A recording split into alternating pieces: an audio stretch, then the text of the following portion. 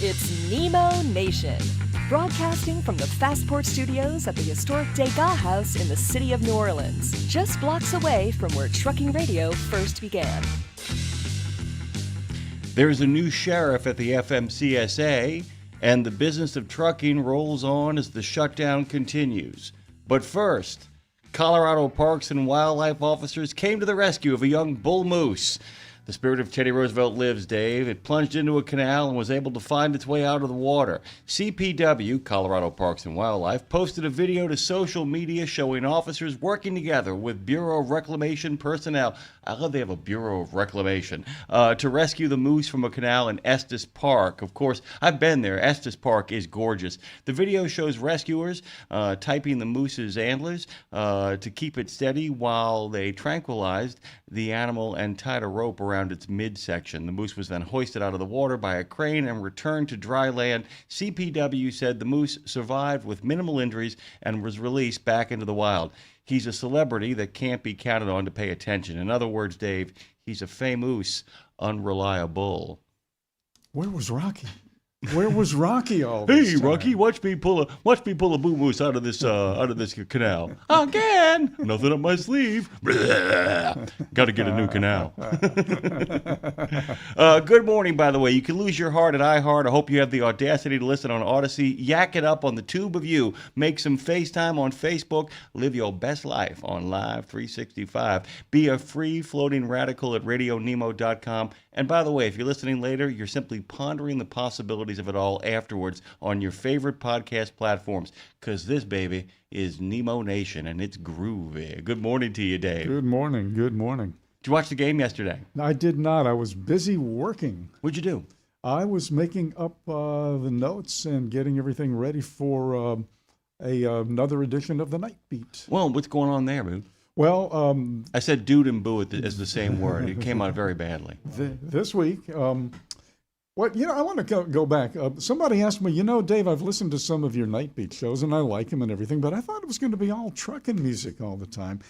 And I told them, I said, well, when you think about it, take a look at the numbers, there aren't that many songs in comparison to the world of music, especially if you're going to just stay in country music, which we do not on Night Beat. We play all kinds, like you and Lindsay would. Yeah, both kinds and all kinds. I thought the other really cool thing is you made mention of something the other day, too, that if you could do the Road Gang all over again, you realized something in the creation of Night Beats that you realized it came to you, which was you do more country rock, wouldn't you? I would do much more Southern rock. Southern rock, yeah. That's a better way of putting it. Yeah, because actually Lindsay and I had a great conversation about the difference between rural rock, country rock, Southern rock. It ain't the same.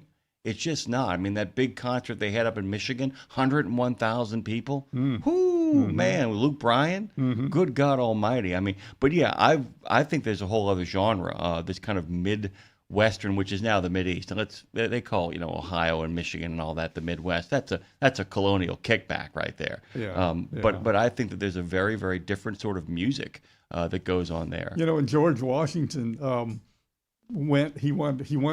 he wanted to go out and visit people in the West. Right. And that's Peter Stark's entire book. They wanted to kill him.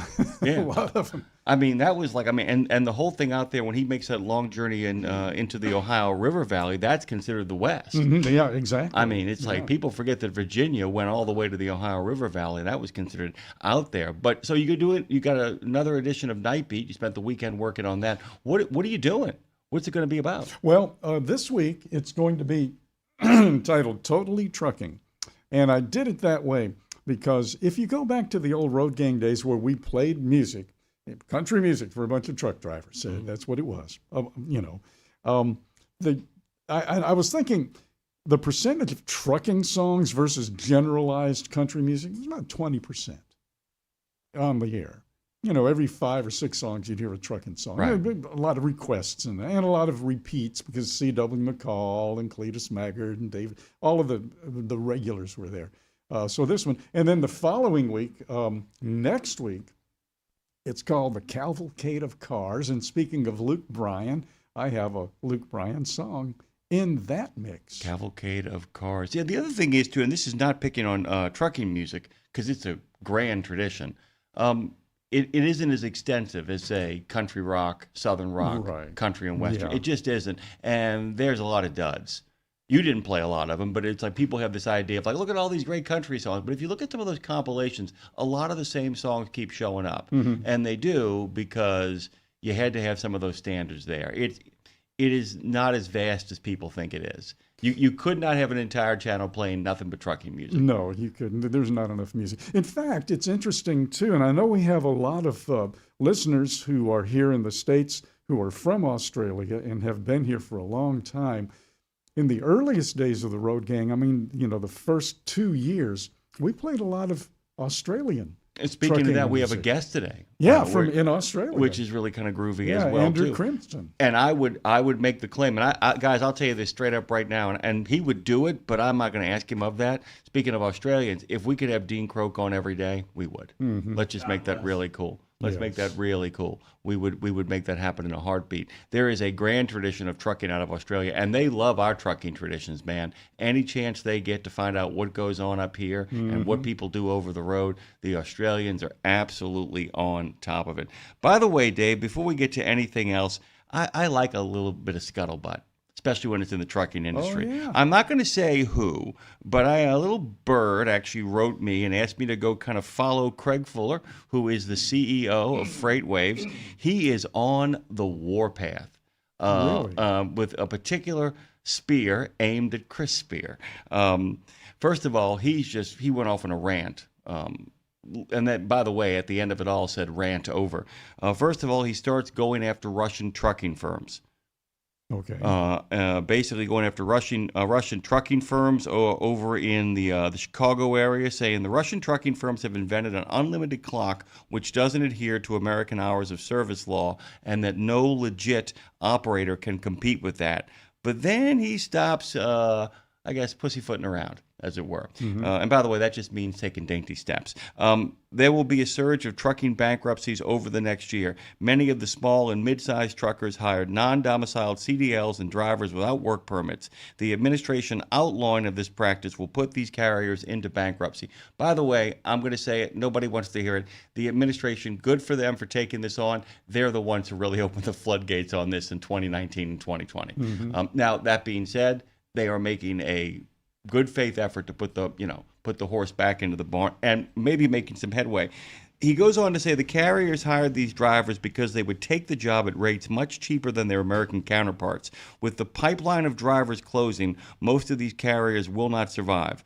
Without considering driver wages, the operating cost for truckers on a per-mile basis is up more than 40% over the past 5 years, but rates are down nearly 30 cents a mile. Most miles that carriers run in this market is at a loss. To survive, many mid-size operators hired these illegal truckers. It was permitted because the government looked the other way and created an endless pipeline by issuing CDLs to truckers who had commercial driver's licenses. And then Fuller reposted Trucking Made Successful, a post from them. You ready for this? Chris Spear of the ATA likes to prove that there is a driver shortage by saying driver pay doesn't go up 19% during a freight recession unless there is a shortage of qualified drivers. Yes, it can. If a crap ton of people came into the market, more crashes, insurance companies tighten their belts, and insurance companies dictate who you can hire. And yeah, if insurance tells you 3 years experience and a clean record, you better believe that those folks know their worth. That's why salaries went up, not because there is a driver shortage. Mega carriers, however, who are self-insured can go through bodies regardless of experience. That's why the ATA is pushing for lowering the age to be able to get a CDL, which insurance companies will let you insure someone like this. Which ones? The only ones, almost none, but mega carriers don't answer to insurance. They are the insurance. Yeah. Rant over. Yeah. Like I said, we take no sides here. We like all sides and both sides over here at Road Gang Radio, Nemo Nation, and We Should Write. But we like it when both sides sometimes have a little bit of a disagreement. You can join the conversation, by the way, at 615-292-6366. which spells Nemo. Thank you very N-E-M-O. much. Thank you very We much. have phone calls coming in here. Let's get them on right now. Who do we got? Chowder! Hey, Oh, Chowder. morning, Jimmy. Hey, morning, good morning. Dave. Morning, Dre. Morning, Madison with a T. And I'm sure Turtle's listening somewhere in her little pond of lily pads and grass. So, Chowder, let me tell you something, Chowder, I real don't quick. really have much to talk about today there, Jimmy. Dave, than- can you hear Dave? Can you Hello, hear Dave Chowder. okay? Can you hear me okay? No, I can't hear Dave at all, but I know he's listening. So. Oh, well, we got this phone problem that's going, but you can hear me good and dandy, right? I can hear you louder than most days, but it's Dre that I can really hear the most all the time. But we'll get through her. All right, so So, what's going on, Chowder? Well, I had a nice time trying to escape New Jersey, and I ran out of hours over at the I-80 truck stop, and I haven't done that in forever. Walked 2 miles around their parking lot, getting a little strolling in. But I stopped, and I finally, first time ever, went into the museum. You know, that's a pretty impressive place. There was some history of the trucking world. It is very impressive. It's very impressive, as Dave is saying. It's very, very Yeah, I impressive. heard him that time. Yeah. Oh, So- great. We got him on. We got him on. Yep. There we go. Yeah, I really enjoyed that. But what I would really like to talk about, some Ridley guy swore at me, and I was a little upset. But this weekend. Go on. Oh, no. Yeah, Go it on. was Friday. He hurt my little feelings, Jimmy. He called me a leader, and we know Chowder no leader. But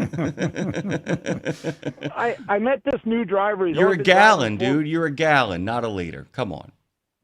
Yeah, I'm at least an empirical gallon. You see this pony case I'm hauling around it? That's right. But You measure up. Yeah. Ooh, nicely done. yeah, sometimes I don't know. I think my wife's using a different ruler. But that's something else. Never mind. Please go on. So I met this driver. He's only been driving about 4 months. He's from Naples, Florida. There's nothing wrong with Naples, Florida, but I almost We'll thought worry you were about going their to say education. Italy. We were going to go down that rabbit hole. CDL, domiciled we CDL. could, Yeah, good. but maybe that's where he's really from, because he asked where I was from. I said Maine, and he's like, what state is that in? I was a little concerned. So I asked him about driving and how long. He said 4 months. Short story because we got time restraints, but I took time out of my day, because we used to do this in the old day when we had barbecue parties and that. Had a little training session, Jimmy. The guy didn't know how to put chains on, never seen chains, and he supposedly went to a driving school in the area. And he was going to run a lot of the Northwest, so this will be handy here in a couple weeks. You think? He was in the dock. My truck wasn't, so I took time to show him how to get them out, stretch them out, get kinks out, look at them. I put them on with him watching, and then did the hands-on instruction. Oh, now I did it, now you do it type thing. We need more of that in the industry. We have time at some of these docks, especially if you're a reefer hauler, and there's plenty of young drivers out there. We need to see and talk with other drivers, especially younger, because he didn't even know what my ice melt was or why you would use it. And then I explained about packing your parking spot down, cooling your tires, and putting some of this down so you have something with traction to park on overnight. He was still, for whatever reason, using a push broom to clean out his trailer that wasn't quite clean up, so I let him use my leaf blower and explained to him why that's better and saves on energy, and saving on energy makes you more awake to drive. But we just need a senior. I don't want to use senior because it sounds like I'm on like 7 years and older dog food, but we need senior and experienced drivers to take time and work with these younger drivers instead of turning away from them. We need to turn towards them and help them, and can't believe that pastor guy would lie to me and swear at me and call me a leader. But that's what I spent my day on Friday doing, was helping teach a newer driver some tricks of the trade. Well, you know, we have Truckers Against Trafficking. I wouldn't be opposed to something called TFT, Truckers for Training. If we, in fact, have a sense of awareness about what is going on in the nation's highways, Dave, with the scourge of trafficking, there's no reason why maybe, we'll talk to Andy Polikoff today of the CVTA and Jeff Burkhardt, who was just named head honcho over there. And what we're thinking maybe, it could be is some kind of template of how to go about doing it. It sounds like you handle it absolutely correctly. And maybe there could be some kind of organization of just truckers who are like, we've made a commitment, that if you ask us a question and ask us how to get better, that we will spend a little time, if we have it, to make sure you do. Well, the whole thing really started, Jimmy, because he was wearing a Broncos shirt, and I was not. I was wearing that team that can't seem to get out of their own way anymore, and I don't mean the Saints. I mean the other type of Pirates that are not the Buccaneers. We were dogging on each other because one is black and silver, and we really should be yellow and scared. But that's how the whole thing really started. But that's what I did. I went out of my way, and I did what I used to do as a trainer, and actually saw somebody, found out what he knew, talked to him, and then decided, you know what? We got time. It's time for us both to work on brushing up our skills, in my case, and teaching somebody a new skill. You know, the other name you could have for it is the Out of the Way Club.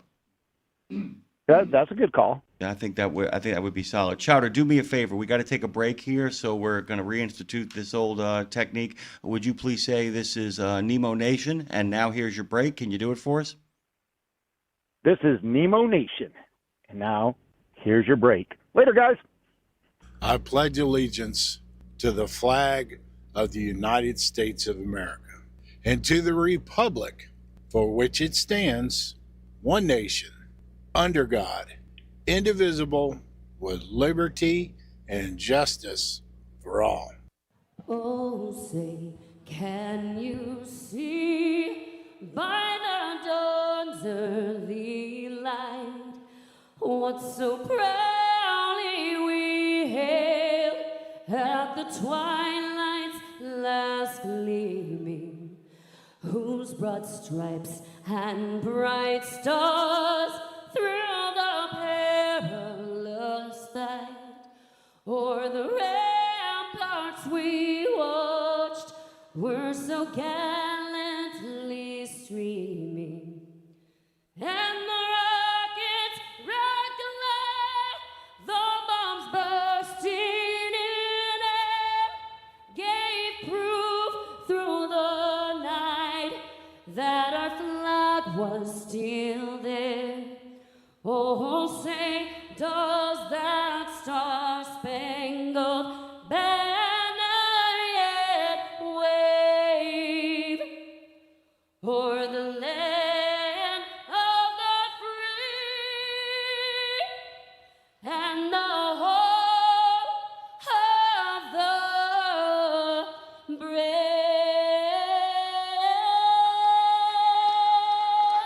Let's wake up and get our day started with a cup of Java with Pastor John, brought to you by the Bennett family of companies. It's Monday, Monday, Monday, Monday. Good morning, good morning, good morning. Hope and pray you had an awesome weekend. Hey, got something I want to drop in your spirit and make sure that it encourages you along the way. In the book of Hebrews, chapter 10, verse 35 through 36, it says, he says, therefore do not throw away your confidence, which has a great reward, for you have need of endurance, so that when you have done the will of God, you may receive what is promised. Now, the author of Hebrews is telling us something that we all are guilty of. Oftentimes, we want to throw in the towel when life happens. But he's saying, don't throw in the towel. That's when you need to make sure that the towel is around your neck. Why? Because you're going to be sweating, but you're still going to be continuing to make movement. He says to us, don't allow what's going on around you and what's going on around me to stop us from receiving our great reward. God bless you, brothers and sisters. Love you, and be careful out there. Java with Pastor John is brought to you by the Bennett family of companies, offering top competitive pay, industry-leading fuel discounts, and many more incentives. Visit drive4bme.com.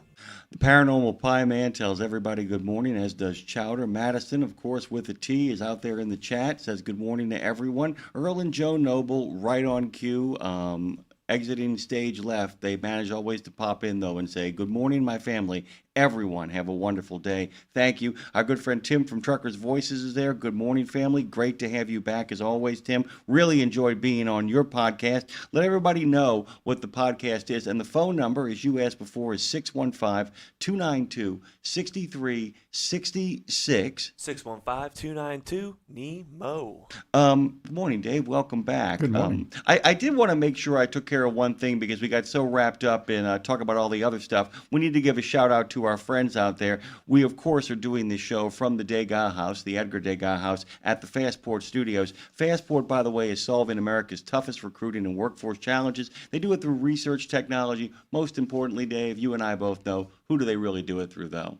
They do it through people. They do it through really people. great people. Really great people, from Gina Harrison and Dave Harrison to our friend, as Lindsay has dubbed him, BB the King, Mr. Brad Bentley, Mr. Roll Tide himself, the King, BB the King. You know, she does that. Well done, Lindsay. And speaking of Lindsay, another episode of We Should Write, right, will be coming up this Wednesday. The Larry Gatlin interview was superb, was it not? It was just, it was something special. From registered apprenticeships to veteran readiness, you can learn more at fastport.com or nationalapprenticeship.org. We want to give special congratulations, as we always do at the top of this show, to the finalists of Fastport's Transition Trucking, Driving for Excellence. Let's talk about these three. Charles Jones Jr., who, like Dave, served a bit in Korea. Macy Matisse, who actually hit the wrestling mats in high school. Or Mark Scriven, the Scriv, who seems to have a branch and every family member in service in his family. Talk about the journey. Let people know where you're out there, what you're doing, what's happening. And a big shout out to our friends at Rees Across America. Our journey to Arlington begins essentially with our journey to Columbus and then Chillicothe. A lot of exciting stuff coming up, so just stick around. And then, of course, we're going to celebrate National Days. It's brought to you by Truckdown, because the quickest way back on the path is truckdown.com. They've been doing it since '97.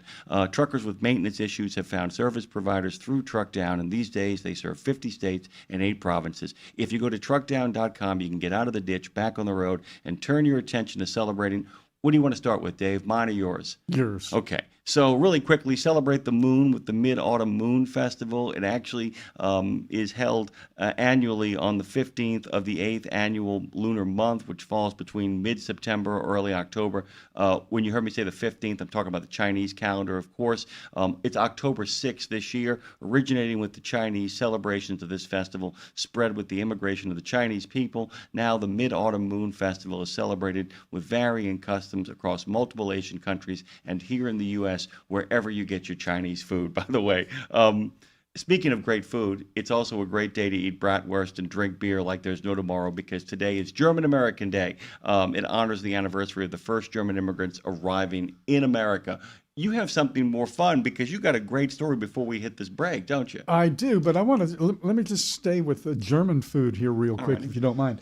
I've always been not always, but Trader Joe's is pretty famous. Yeah. And then I found out that Trader Joe's was independent up until 1979, and it was bought by Aldi. Aldi is a German grocer.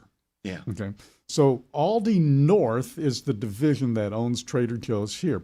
Well, here in the New Orleans area, the Winn-Dixie stores have closed, and Aldi's bought them, and now there are Aldis around here. We went to Aldi's for the first time. They have, and I was wondering, in their ads, they have all of this German food and soups, canned soups, all kinds of stuff. Really good stuff. And that's a great source for German food. By the way, who is the third-party shipper for Trader Joe's and Aldi's here in the city of New Orleans and Metairie? I don't know. The trucking company that takes care of them is K.L. Breeden and Sons. Oh, yeah, K.L. Breeden. They were with us as sponsors for a while. Well, actually, they've always been with us as sponsors. They show up for our events. Yes. That's what they do. Anytime we go any place, they're always the first to kind of sign up to get their message out there, particularly at Matt's. And so if you, here in the greater New Orleans area, if you go to if you go over to Trader Joe's or Aldi's, you will see a K.L. Breeden and Sons truck. And they are as nice as advertised. That is not a spot. That is just our way of saying that Dave and I can't go anywhere anymore without somehow being aware of the fact that there are trucks everywhere. Yeah. And you guys are out there doing the job. What do we got going on here? What's going on, Dre? We got Jody in Florida, my friend. Jody in Florida. Like you said, she went up the Jody in Florida. Oh, my bad. Oh, I didn't know what that meant. Hey, Jody, what's going on? What's going on, fellas? How you doing? So, Jody, you and I are actually at Loggerheads this weekend and the rest of the week, as a matter of fact, because your Tigers are taking on my Mariners, and you guys got that first game, but we got the second. Great baseball happened this weekend. Great baseball. Well, last night or this morning when I checked the scoreboard, it said the Tigers won last night 2-1.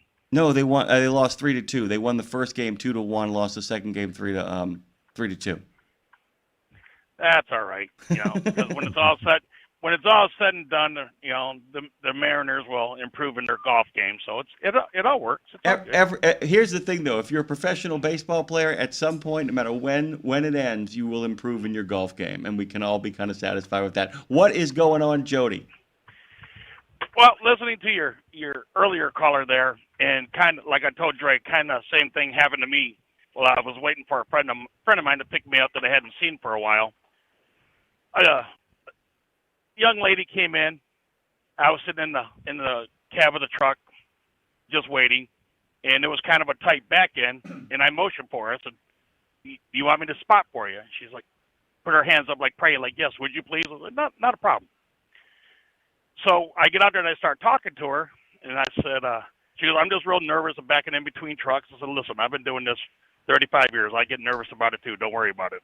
I'm here to help." I said, "But there's 2 spots right down here where there's nobody around. Gives you all sorts of room." "Okay." I said, "How long have you been driving?" 2 months. And I'm like, okay.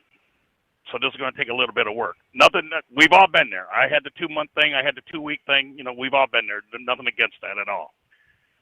And so I told her how to set up. Well, I was watching her back up, and she's one of these people that has to have the window down and her body sticking halfway out the driver's side window. Stop. She's like, what am I doing wrong? I said, "You realize your vehicle has mirrors on both sides of the truck, right?" Well, come to find out, whoever taught her and gave her license only gave her 2 days of backing up lessons out of the 3 weeks. From day one to the very last day that she got her CDL was 3 weeks. And I asked her, I said, "What do you do when you get to places?" She goes, "Well, I ask a lot of guys for help, but a lot of them are mean to me, and they yell at me, tell me I have no business on the road." I said, "Well, regardless if you do or you don't, you're not going to hear that from me. Everybody deserves to be out here to make a living. But, you definitely need some more training. So I suggest you find a parking lot when you have time on your time off and set yourself up with your own course and back up." And after I got her into a spot, I took a look at her mirrors. I'm like, "Can you see the rear of your trailer in either one of your mirrors?" "No, why?" "What do you mean, why?" So I helped her adjust her mirrors, and but the point being is she knew absolutely nothing about what that truck should or shouldn't do other than go down the road and turn left and right. That's all she knew. Amen to that, Jody. With 3 weeks, though? 3 weeks. 3 weeks. We'll be talking to Andy Polikoff about that. I was just thinking the same problem, thing. and by the way, the problem isn't the 3 weeks. The problem is what the company that hired her did after that. That's the problem, because a lot of places, provided that you work with partners, the partner is supposed to then take the driver and finish their training for them. Jody, we got to go. Best of mornings to you. What I call the light side of Florida man has arrived. Thank you, Jody.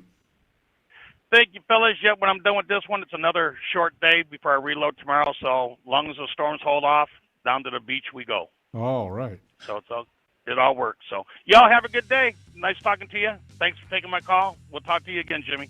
Thank you, sir. Nicely done, by the way. People getting really good use of this rhythm of this music, by the way. We'll come back and we'll do a little bit of breaker back talk, but also let people know who's going to be on this show. Yes.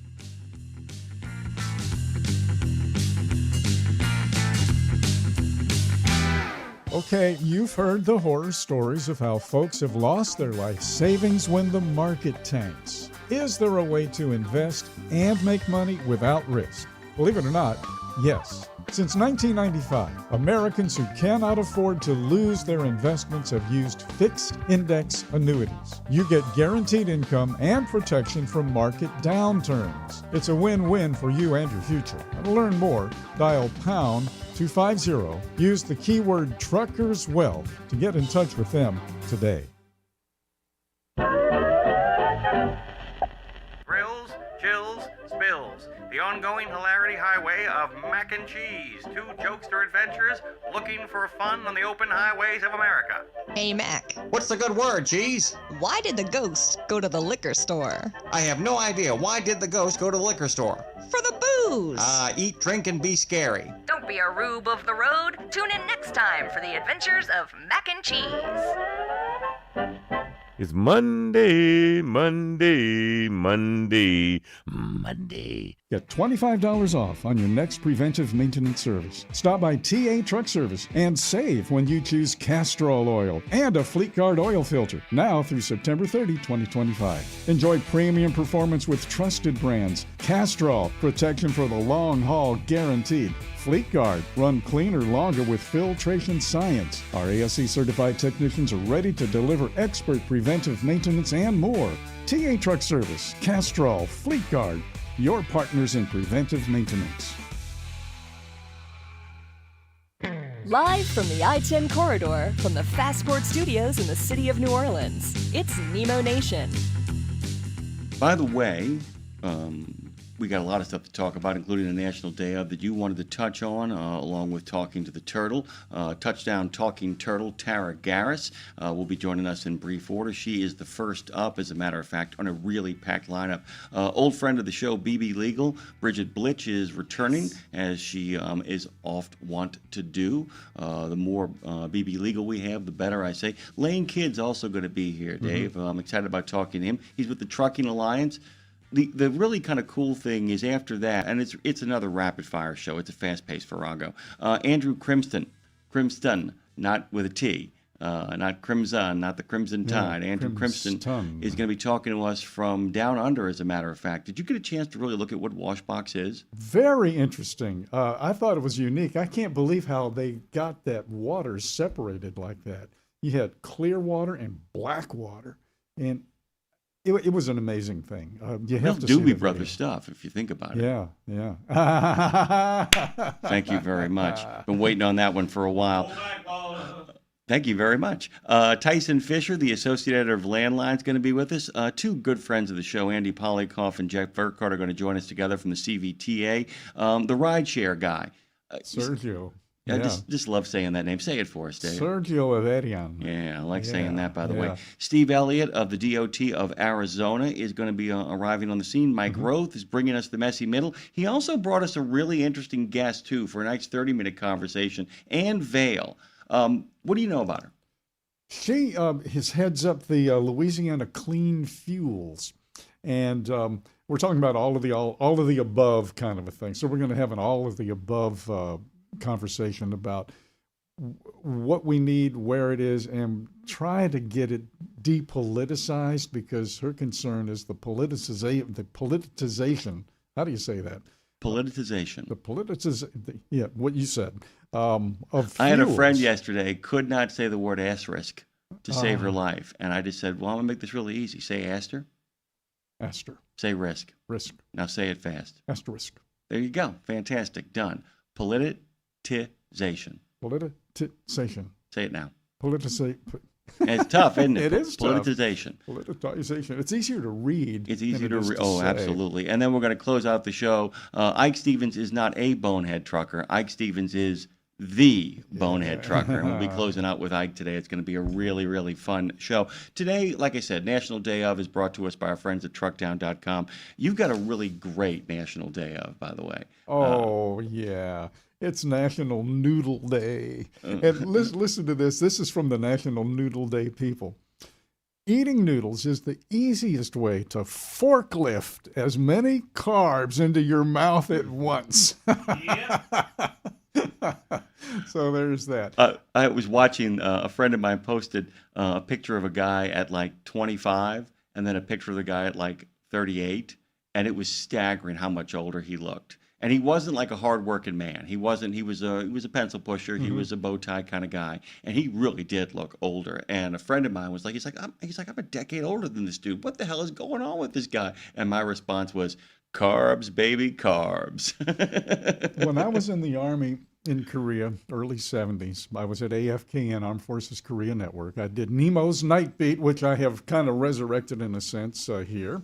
Nemo's Night Beat, Nemo's Night Beat, about trucking, about cars, it's all coming to you. Yep. Yes, but I lived on noodles. I lived on ramen. People call them ramen here because it's spelled R-A-M-E-N, but it's ramen. And ramen. It was It was 5 cents a bag. And I had a little pot and a little hot plate in the hooch and in my little room. And we lived, because my shift was 6 to midnight. So I missed meals in the mess hall pretty much all the time.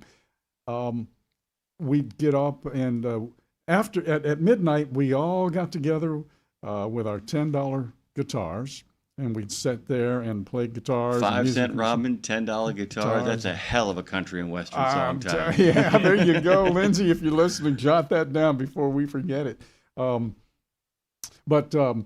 We lived. I lived on cigarettes, Coca-Cola, and ramen. And I sent a case of ramen home. This is 1972, and I still think that my family might have been the first Americans in America to get a case of ramen from Korea. Well, I have to tell you, I wouldn't be surprised if some of the neighbors said, how are you guys managing to make ends meet with Dave over in the military and all of you guys living out of a garage? They lived out of a garage, by the way. Yes. Your wife and your daughter lived out of a garage. I'll make this really clear. A renovated garage, but a garage nonetheless. I put up a you have a one-car garage. Mm-hmm. I put up a petition, a wall. I built a wall in the middle of the garage. So the back half of the garage was the bedroom for Amy and Cheryl, my daughter and wife, in that order. Yeah. And you then got the it right. front, I'd have stopped you. I'd put the brakes on you. of the garage had the lawnmowers and the rakes and the shovel, all of that stuff. And yeah. It's crazy because I think about 70s economics, Dave, and I was one of 4 at the time. Ryan comes in after the peace dividend, as my dad calls it. But there were 3 boys in 1 bedroom. The front office of this little house we lived in Lakeview was my sister's bedroom, and my mom and dad lived essentially in a converted walk-in closet to make sure that we had enough room for the 3 boys to have the bunk beds in the room that could fit them. Yeah. And people forget. Everybody has this kind of deep affection for remember when we all pulled together in the 70s? We had to. If we hadn't pulled together, we all would have been someplace even worse than we were. But we didn't know we were pulling together. We were just doing what we were doing the way it was done at that time. Well, there was a friend of my mom's who they became friends later. They weren't friends in high school because this woman thought my mom was a rich snob, only to find out that for many years my mom had the same experience that we did as kids, that her mother and father did not become rich until she was in her late teens. So she didn't experience any of that. And they all thought that my mom was a rich snob, a goody two-shoes rich snob, only to find out that my grandfather as a salesman was on the road all the time. So my mom essentially did the job of mom while her mother did the job of dad. And it's one of those things, we look back on things and we're like, wait a minute, it wasn't good. People who loved us made sure it seemed good. Yeah. Which is kind of the thing. If you'd like to jump into this conversation, give us a call at 615-292-6366. I'm going to ask Dre, and he can let me know when we're going to have this, to let me know when we get a little news music in place. Once we get that there, I've got some breaking stuff that is important to kind of talk about in the wide and wonderful world of trucking. Also want to get Dave's thoughts on it. Also want to ask a couple of our incoming guests some thoughts on some of this news that is breaking across the way. And don't forget, you're always welcome during any of the guests. Can't promise we'll get you in during the guest, but you're welcome to call at any point during the show and drop in and offer your comments and your conversation. We'd love to hear from you. You ready to make that roll, Dre? Make it happen. The Senate voted on Friday, October the 3rd, to confirm Derek Bars as the FMCSA administrator. It's a good story by Mark Schwemmer over in Landline about it. The news quickly prompted positive responses from the trucking industry across the trucking industry. There is a lot of excitement. I would call it low-key excitement, but a real sense of new marshal in town and a really competent guy. Anybody that has both Chris Spear and Tom Bray's approval, and OIDA's approval, we can go on for a while here, guys. I mean, we're talking about, this is literally, everybody's excited about this in a what I call quiet, competent sort of excitedness. It's kind of like when Nick Saban got hired at Alabama. Everybody kind of went, we got the guy. That's the guy. You know what I'm saying? And there's been a sense of that. If they can only get him confirmed. And by the way, I know it was a difficult confirmation, by normal standards. In abnormal times, which is what we live in, it was pretty much a fait accompli. It was being held up for other reasons. There was no problem with Bars. I mean, even people that voted against him were like, look, I know he's going to pass. I got other things I got to take care of. At the end of the day, you serve your constituencies. People say, you should serve America. No, you shouldn't. Presidents should serve America. The executive should serve America. Your representative should serve you. That's who they should serve. Let me read Oida's comment, and I would love some thoughts from you. Sure. Oida and professional truck drivers across America congratulate Derek Bars on his confirmation to lead the FMCSA. That's what Association President and our friend Todd Spencer said. We look forward to working with him to advance the priorities of small business truckers nationwide, such as combating freight fraud, rolling back unnecessary regulations, ensuring broker compliance with existing transparency laws. They made sure they got that one in there, didn't they, Dave? Mm-hmm. And closing loopholes that ensure only the safest, most qualified drivers remain on the road. For months, we have said Mr. Bars is the right choice for this role, and his leadership will only strengthen the strong partnership truckers already have with Secretary Duffy and the team at the USDOT to improve highway safety. You ain't got to convince me, by the way. He's a former Florida Highway Patrol chief, has been celebrated by OIDA and others for having knowledge of the industry. By the way, he insisted that his state troopers ride along with truckers to get a better sense of what the roads in Florida were like. And they've pointed to his experience with the Florida Highway Patrol, the Florida Department of Transportation, and the Commercial Vehicle Safety Alliance. So, as we said before, anybody that Tom Bray says is the guy, as far as I'm concerned, it's the guy. Troopers in trucks. That's wonderful that he's bringing that back. And I won't say bringing it back. It never really went away. But, Illinois will do it. Missouri will do it. Oregon will do it. Every once in a while, you'll hear about troopers in trucks. And it's a great thing. They do it. They have a few spotter cars up ahead. And they say, well, this guy in this SUV just cut us over. And they'll pull him over. It's a great program, but it's hit or miss. It's like, well, we got a few bucks to do that, or we're going to do that for a week here and there. It should be part and parcel of, I think, the job. I think you should have a rotation. Yeah, set up. And for Bars it was. Mm-hmm. And for Bars it was. That's what I want people to really understand, that for him it was part of the fabric of what he was trying to do. Which is a very good thing, because through the years, as we've been around since FMCSA. FMCSA is only 25 years. Yeah, I mean, Jamie Jones has been in the industry longer than the FMCSA. Longer than the FMCSA. But still younger than me. Jamie, I'm thinking of you. Jamie Jones is still younger than I am. And you're younger than me. I know. And it's all working out. and my wife is younger than us both, so everything really is working out. There it is, okay. But what I was going to say is, a lot of folks say, well, we need somebody from trucking to head up the FMCSA. It's got to be somebody from trucking. Can't be somebody from law enforcement. When you really think about it, though, if you take somebody like Derek Bars, okay, he's been a highway patrol chief, he's DOT, all that stuff, highway patrol, and CVSA. You really want somebody that knows the law, because that's what this is all about. Rules and regulations are basically tantamount to law. You hit the nail on the head. I actually think he's the perfect man for the job. I know a lot of people say we got to get a trucker. My response is, I don't want anybody who is over the top pro trucking, and I really don't want anybody who's over the top pro safety organizations. There's too much bias in both. This guy in particular, it's a certain kind of law enforcement guy.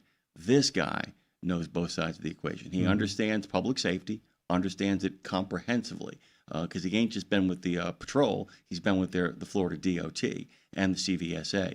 But because of his actions while in his job at the patrol, became very sympathetic to truckers, because he got a first-hand look. Because what's the thing? It wasn't just his troopers that were riding along. Guess who else was riding along? Derek Bars. Mm-hmm. He took those rides, Yeah. because he was one of those guys who puts your money where your mouth is, and really did it. He may be the perfect person. He may be the best appointment we've ever had for this job. Could be. Across the board. And I don't know if you guys know this, but when you run the FHP and when you are involved with the DOT over in Florida, it means he has the administrative experience. That's why I always tell people, be really careful about wishing for, like, we need a trucker in there. Do you? I mean, Louis Pugh would be a great one, because he's got administrative experience. Mm-hmm. But you need somebody who actually knows how to navigate politics as well, too. Perfect appointment. Everybody should breathe a sigh of relief. And the best part is, let's put even money. Then unless somebody comes along with the offer of a lifetime, he actually might be on the job for more than a year. Yeah, and remember, it's been almost 2 years since we've had. Yeah, and remember this, that you guys have been very fortunate. There hasn't been a scandal. Nobody has left that job for over a decade because of a scandal, even longer than that. It's always been like either mama calls and they end up going back to their big-time job, cushy job in New York, the private sector calls, as it did for Ray Martinez, or they just move up and they get moved over to another department when they prove themselves to be adept at the thing that they're doing. Yeah. This guy might say, nope, I got the job I was looking for. Bear Bryant's famous line of why he left Kentucky to make his way down to Alabama. Mama called.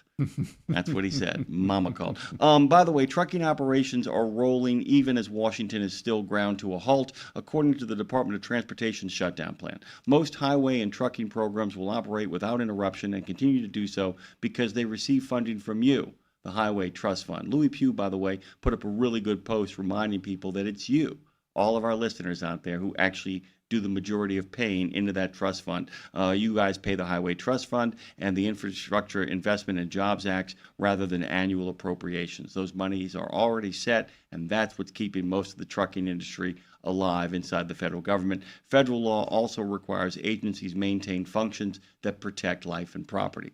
So the trucking oversight remains intact. At the FMCSA, which regulates the trucking industry, all 1,084 employees remain on the job. 21 of those are non-working status under the deferred resignation program. Some of that comes from our friend Tyson Fisher, who will be joining us later on in the show. And by the way, Dre, can you give us a little bit of transition music? And you can just give me a heads up signal, because in a moment here we're going to bring our good friend in. It's always time, Dave, for the touchdown scoring turtle named Tara. Dre, let's give her a little intro here.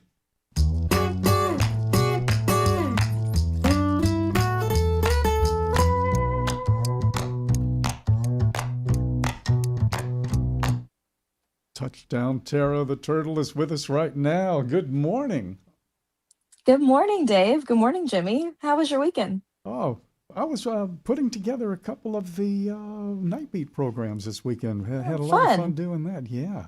Hey, it's National Noodle Day, so where are you? Are you a ramen? Well, are you a ramen kind of survivor, given you having to build a house out in the middle of nowhere? No, not really. I have been, though, in the past, for sure. Still, I love some ramen, but definitely more in the Italian side of the noodles, I feel, for me. Well, there's always there is an age-old controversy as to who invented the noodles. What is it, the Italians or the Chinese, you know? I like to say a little bit of both, a little bit of both, and that way we don't step into it. And by the way, Tara, the next time you come down to New Orleans, Dave and I have a couple of Italian. If you really like Italian, I don't know if you know this, there's a really big Italian population down here. It's actually one of the most unique versions of Italian food. Really quickly, by the way, our good friend Chowder wrote, brat with sauerkraut. And I don't mean a grumpy German. Happy National German Day, by the way. Yeah. Oh, my gosh. I know. Tara, it's time for Breaker Back Talk, when all of our friends out there get a chance on all the social media and all the opportunities they have to comment, ask questions, make insights and observations. So I will begin, as we always begin, whether it's Dave and I or Lindsay and I, by simply saying, hey, Dre, you can help me out here. Let's do it together. Go on. Well, we've got a great mix this week. Lots of different comments coming in. But first up, someone commented on the latest education station with Al Henley and said, well said, great tips on selecting a quality school. And Jimmy, that was a really solid segment. And Education Station is finding its value over there on the YouTube channel as well. People are really seeming to enjoy the segment. I've always enjoyed it. It's a great segment, but it's starting to kind of make headway over there on the channel. So go check out the latest segment with Al Hanley over there. Yeah, and I also just want to, before we get to any of the comments or thoughts that people are having, Dave and I actually bounced an idea off of Dave. I went to the National Association of Publicly Funded Truck Driving Schools, NAPFTDS. I went over there in Scottsdale, Arizona, and the lineup was so packed, Dave, that it's also where I got the idea for Nemo Nation. There were half hours in there where we had 3 people, and it was like, and basically I found out later on, Tara, that there were people that we couldn't get in.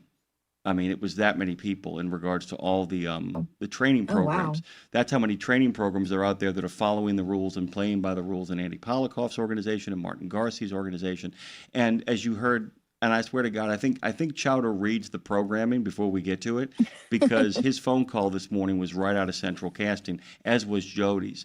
and everybody really seems to agree. If you listen to what Craig Fuller was talking about on his post on Freight Waves, there is a real understanding that this is not going to get better, truly better, until we really start taking training seriously. Dave has talked about this with what I call the long sunset.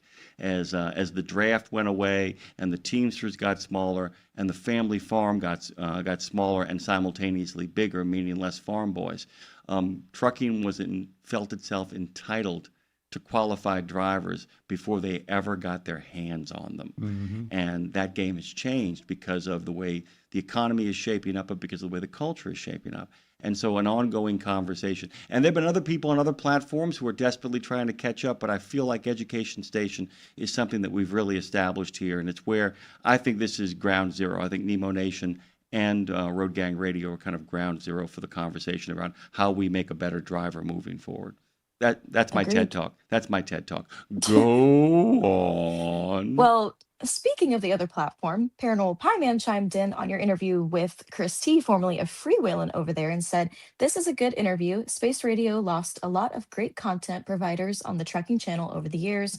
Freewheelin', Kevin Rutherford, and now you guys."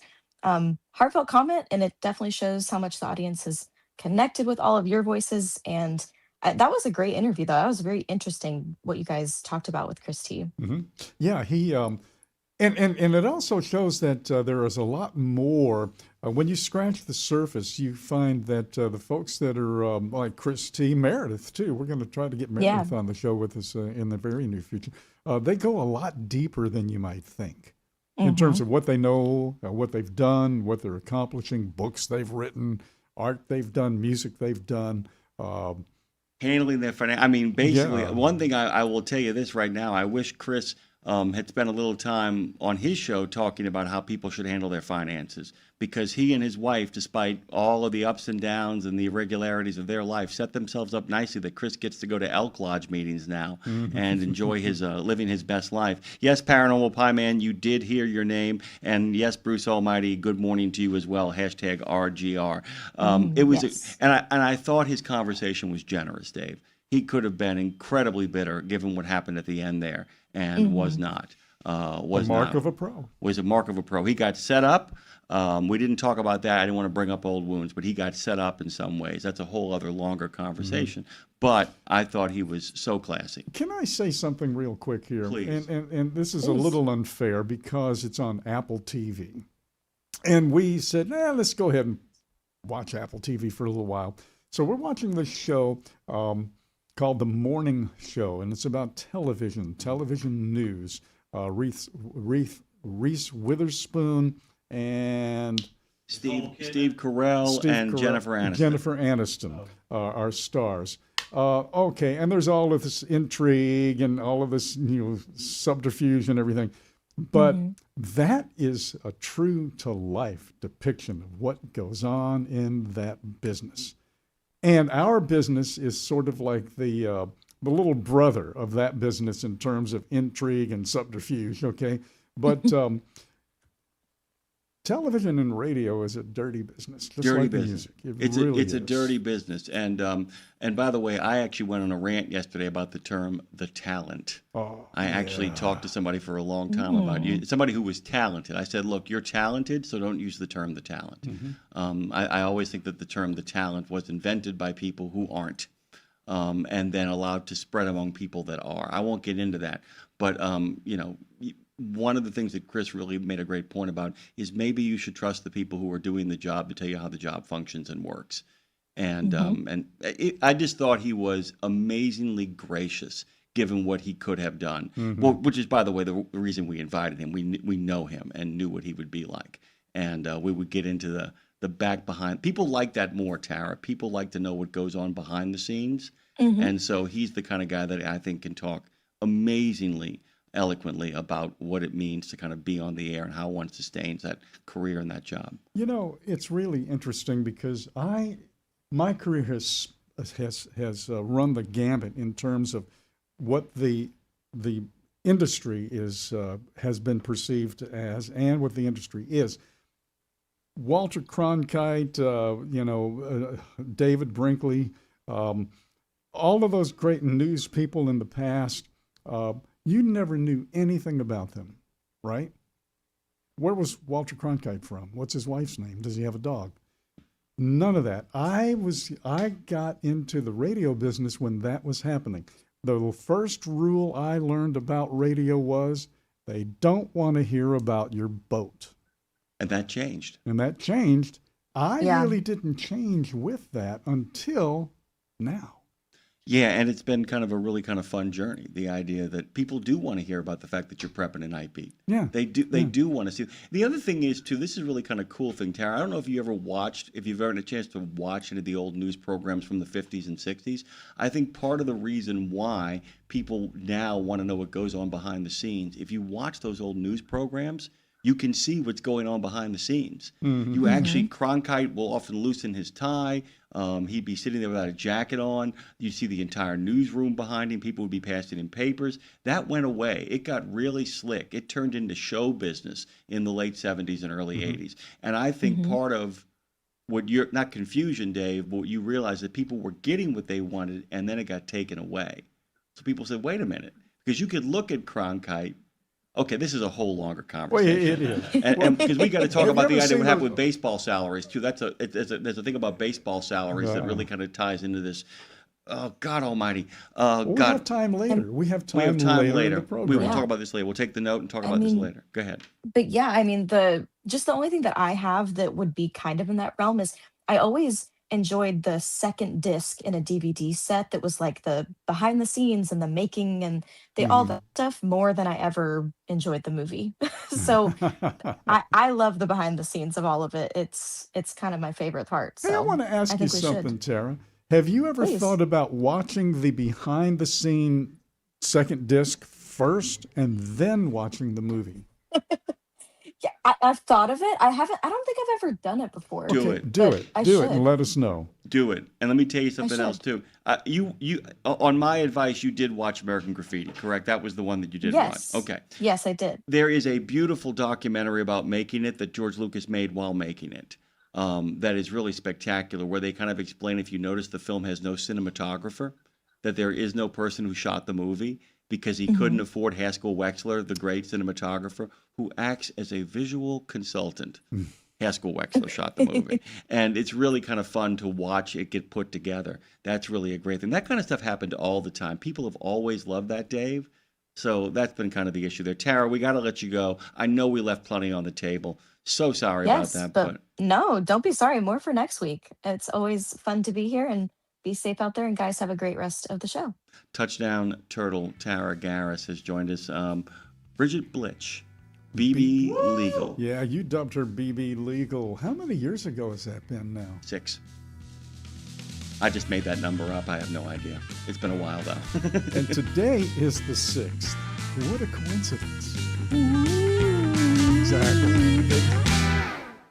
In a video game, if you get enough experience, you level up. And when you level up, you gain more skill. And with enough skill, you beat the boss and win the game. Sounds a lot like trucking, doesn't it? Except in trucking, you don't beat the boss, you become the boss. And if you want to be the boss, you gotta meet the boss. And that boss? Carrier's Edge boss, Jane Jazrawi. Want your drivers to level up? Carrier's Edge has the training, comprehensive safety, compliance, and best practices on one website. It's a simple subscription with no contract and no commitment. Learn more. Try it out. Level up. CarriersEdge.com. Hey, come on! We're starting the game! All right, I'm coming. Wait for me. CarriersEdge.com.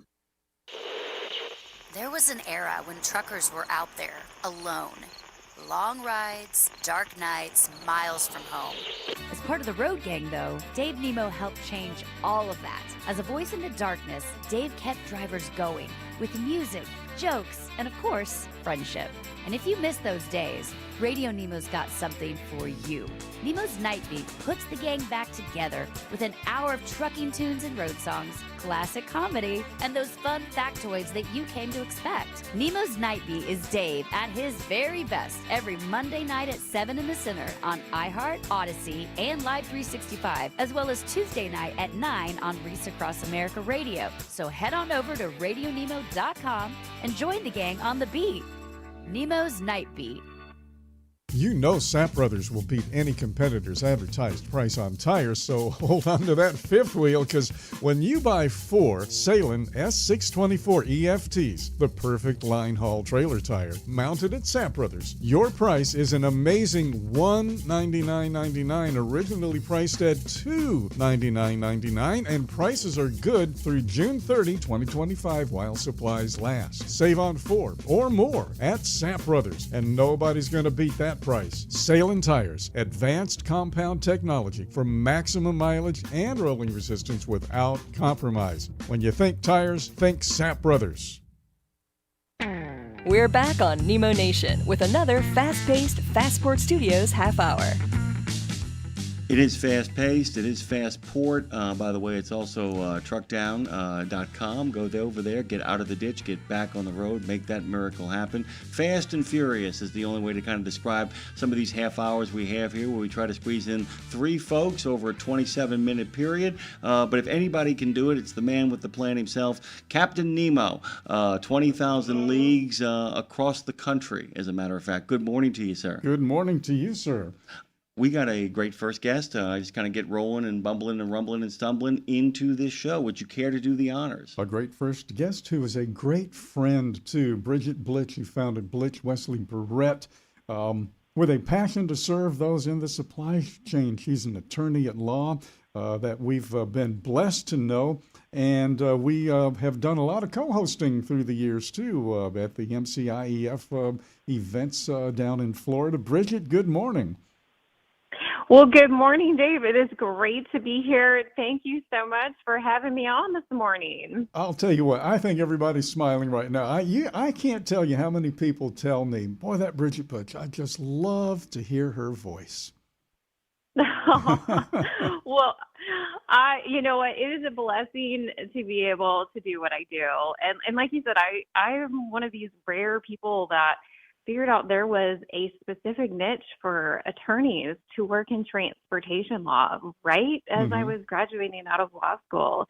And I said to myself, I will do whatever it takes. I will move anywhere in the country to be able to practice transportation law, because I love the people, and I got to meet a lot of the attorneys.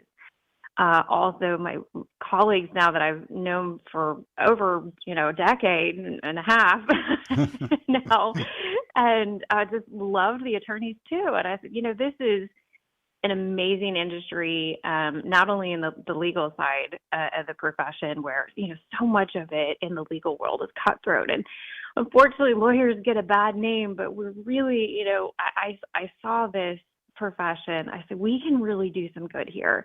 And these are people who are creating jobs and supporting families and supporting communities.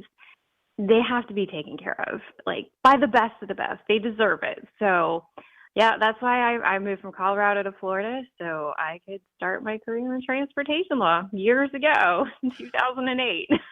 Bridget, I've gotten fond of telling Dave this, and a number of my friends who are thinking of starting small businesses, who are thinking of kind of going out on their own and hanging their own shingle in regards to driving across the country, or just making a small business like my friend Terry Taylor, who has 1313 Mockingbird Toys in Lawrence, Kansas. I say friends who start with attorneys stay in business. Friends who end with attorneys don't end as friends. And Dean Croak talks about this all the time, too. You're only as good as your partners. And I was hoping, and Dave has a couple of questions for you as well, I was hoping just for a little bit you could talk about the importance for small companies getting started, why it's important when you're putting together your team, even if it's simply a matter of having good folks on retainer, why it's so important to have legal representation from the get-go once you're starting your own journey as an owner-operator or as a small business owner in the transportation sector. Yeah, absolutely. I'd love to talk about that. And that is a great question, because when you're in business, every day you fight. You fight for what you've created to continue to support. And maybe it's just yourself and your family, right? You start as an owner-operator, and then you build your business to your own independent motor carrier operation, and then you grow it to a brokerage division and a warehouse. And I've seen this, where one husband and wife, they start their business, and the vision is to continue to sustain and to thrive. so that you can ensure that your wife or your husband has time to raise your kids and take them to school and do those things that are meaningful, because time is fleeting. And so you want to protect what it is that you're creating so you can continue to support your family. And then eventually, as I've seen over my practice, that you can support other families. So it starts with creating a company that insulates your family from liability, right? The general rule is that you're not going to be liable for the acts of your company. Now, of course, there's always exceptions. You can agree to be liable and you can sign personal guarantees and things like that, but you make informed decisions as to what liability you agree to take on. So you protect yourself individually, and then you protect the business from others that would try to attack it. And that means following the proper corporate due diligence. So you're setting up your company, you're incorporating in the state that you want to be domiciled in, and you take the steps to do small things like getting a corporate book and having those charter documents like your bylaws or your operating agreement, so that you're a real entity in the eyes of the law. And if people try to challenge your basis for creating a company, which, by the way, does happen, you can look back on those documents when you've consulted with qualified counsel and say, yes, but we took the proper steps. We opened the company. The company was formed for a legitimate business purpose. It wasn't to defraud creditors or any other improper means. So you set the precedent from day one, the reason for your being, and you continue that. Now, sometimes, like with limited liability companies, the corporate due diligence process is fairly straightforward. You open your company, you maintain your annual registrations, and you don't have a lot of corporate upkeep. But with corporations, you do, and you have bylaws, and you have annual minutes. And so, in each state is somewhat different. So it's important that you associate and get qualified counsel in the state where you're incorporating. So you have, you understand, make sure that that counsel can guide you through that process. But it starts there and it continues. So sometimes I've seen over the years where a company has started out on the right foot, but then they forget to do their corporate minutes, or actions are taken or ownership changes and they don't reflect that in their corporate books. And if they go to sell their legacy someday, you have to go on the back end, and it can be a little bit of work. Not title search, like a title search in a house.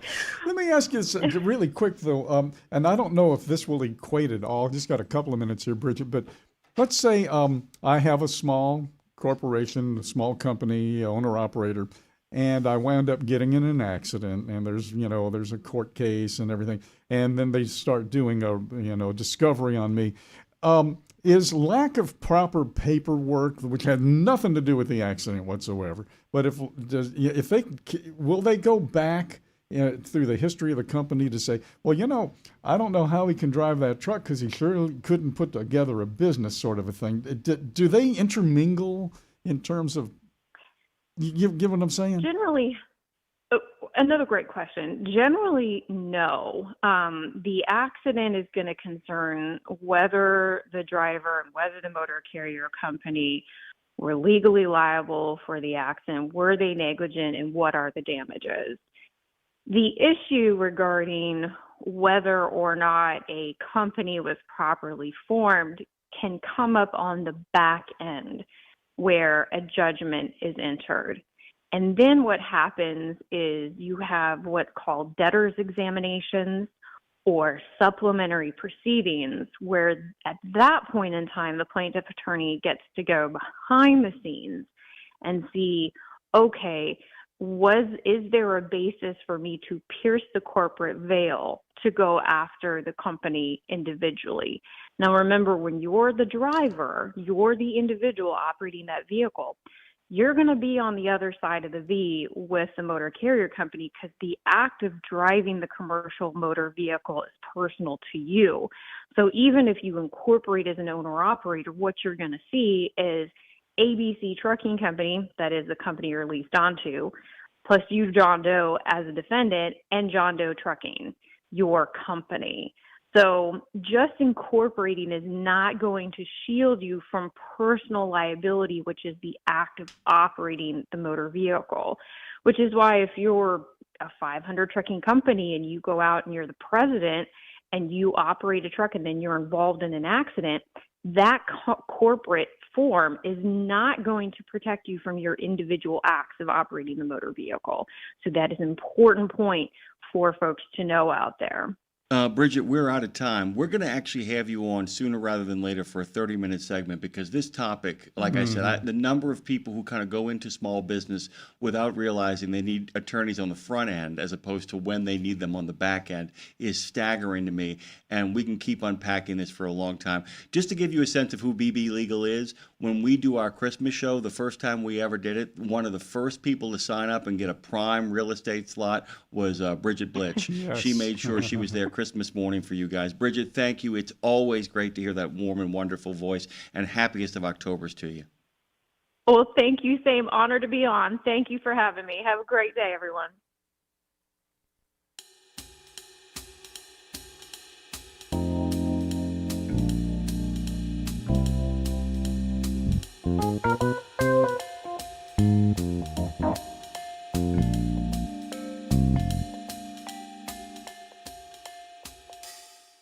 The Alliance for Driver Safety and Security, also known as the Trucking Alliance, is a nonpartisan coalition of freight, logistics, and supporting business partners. The Trucking Alliance vision is to advance safety reforms that can reduce and ultimately achieve zero large truck crash fatalities. With that in mind, Dave, would you care to introduce our next guest? Well, you know what? You took the words right out of, sorry, Mike, through the, right out of my mouth. Lane Kidd is with us, and Lane is the managing director of the Trucking Alliance, and he also heads up the Arkansas Trucking Association, of course. But Lane, good morning. And you know what? I was just thinking, man, Lane was just on with us just a couple of days ago, and it was end of June, man. I'm telling you, this is crazy. Good to have you back. Time flies, Dave. And, Bridget's a hard person to follow. I don't have the voice she does. Yeah, she's really something else, I'll tell you that. The Trucking Alliance, is at the forefront of pretty much every issue concerning truck safety, trucking safety, truck driver safety. Always kind of controversial, though, in terms of what you guys do. What is on the top of your simmering list right now, given some of the things that have just taken place with the proficiency thing in terms of language? Derek Barr coming in now, and that seems to be 101% approval rate here in the trucking industry.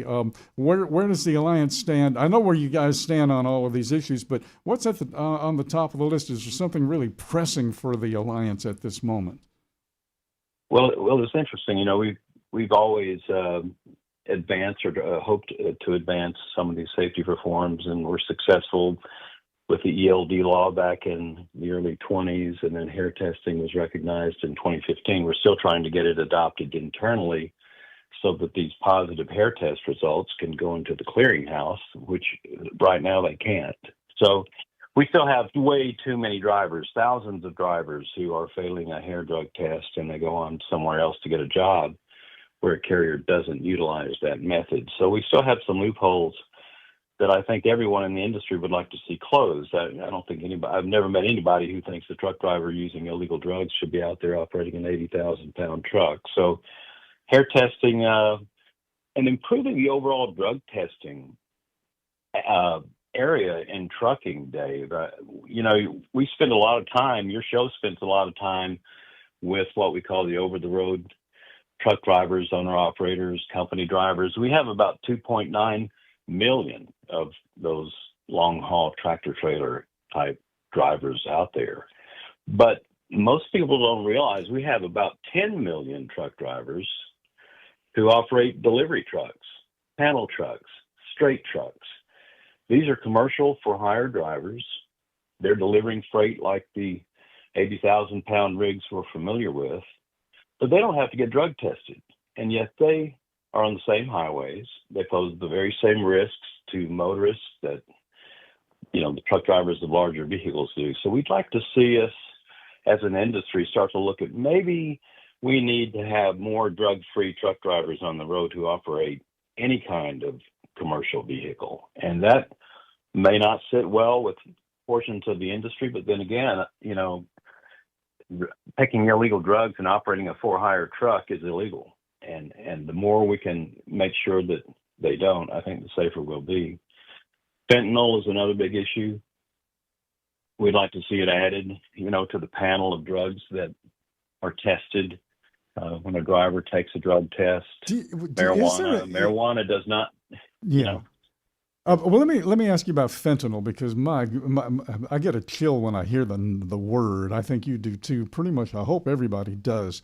It is so insidious and so incredibly deathly. What's the holdup on getting that done? Is it just paperwork and politics? I mean, or is there pushback on that? I mean, real pushback, meaningful pushback? I don't know about the pushback so much as the first two. I think it's politics to a degree, and the process of getting things approved through a federal bureaucracy, particularly at the Department of Health and Human Services. As an example, in the first Trump administration, they moved forward on hair testing.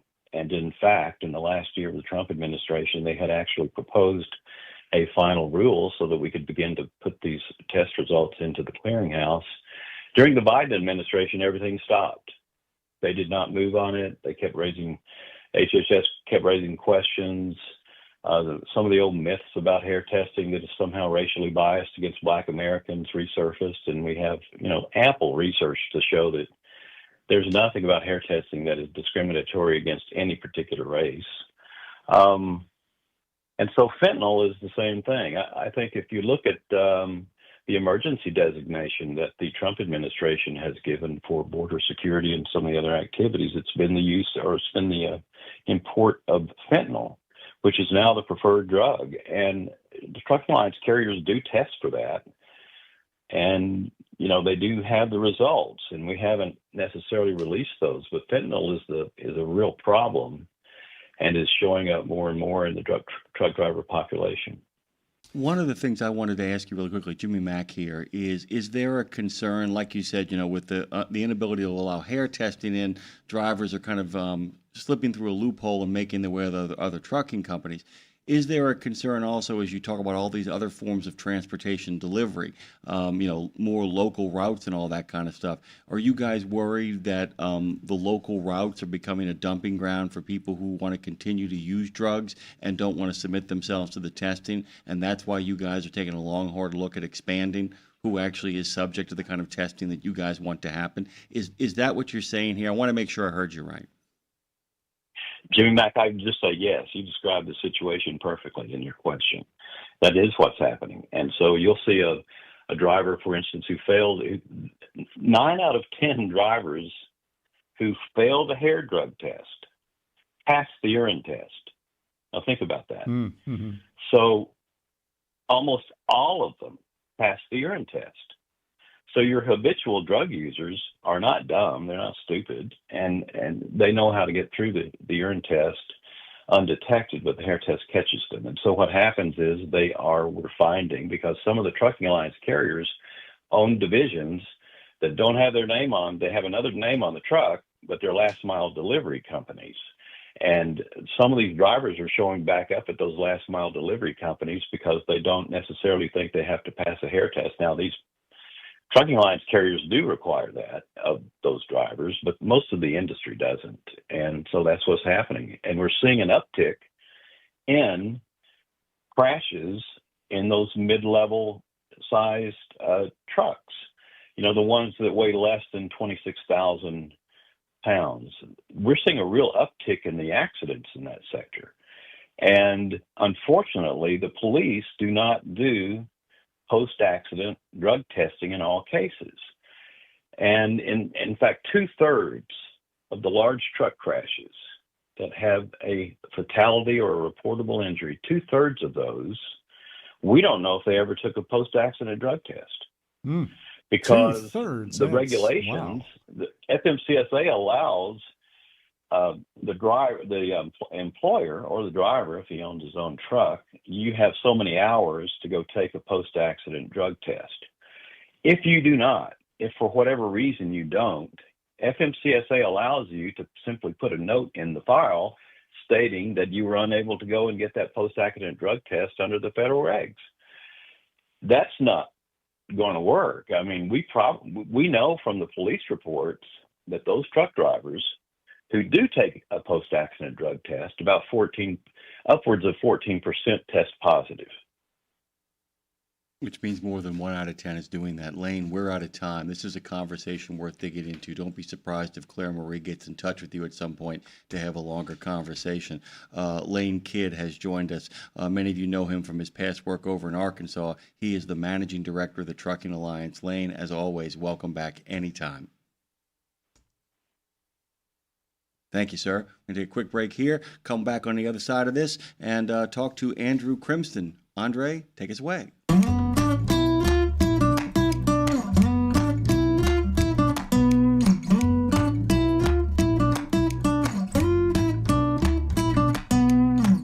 Hey, really excited about this guest, Dave. This is something really cool that you were talking about. Oh, Blackwater, keep on rolling, Mississippi moon, won't you keep on? Hey, would you care to do the introduction on Andrew Crimston? Andrew Crimston, he is the founder and CEO of Washbox. And Washbox is an incredible, I would call it a machine, but Andrew will have a better term for that, I'm sure. But I saw the video, and it's pretty amazing, absolutely amazing.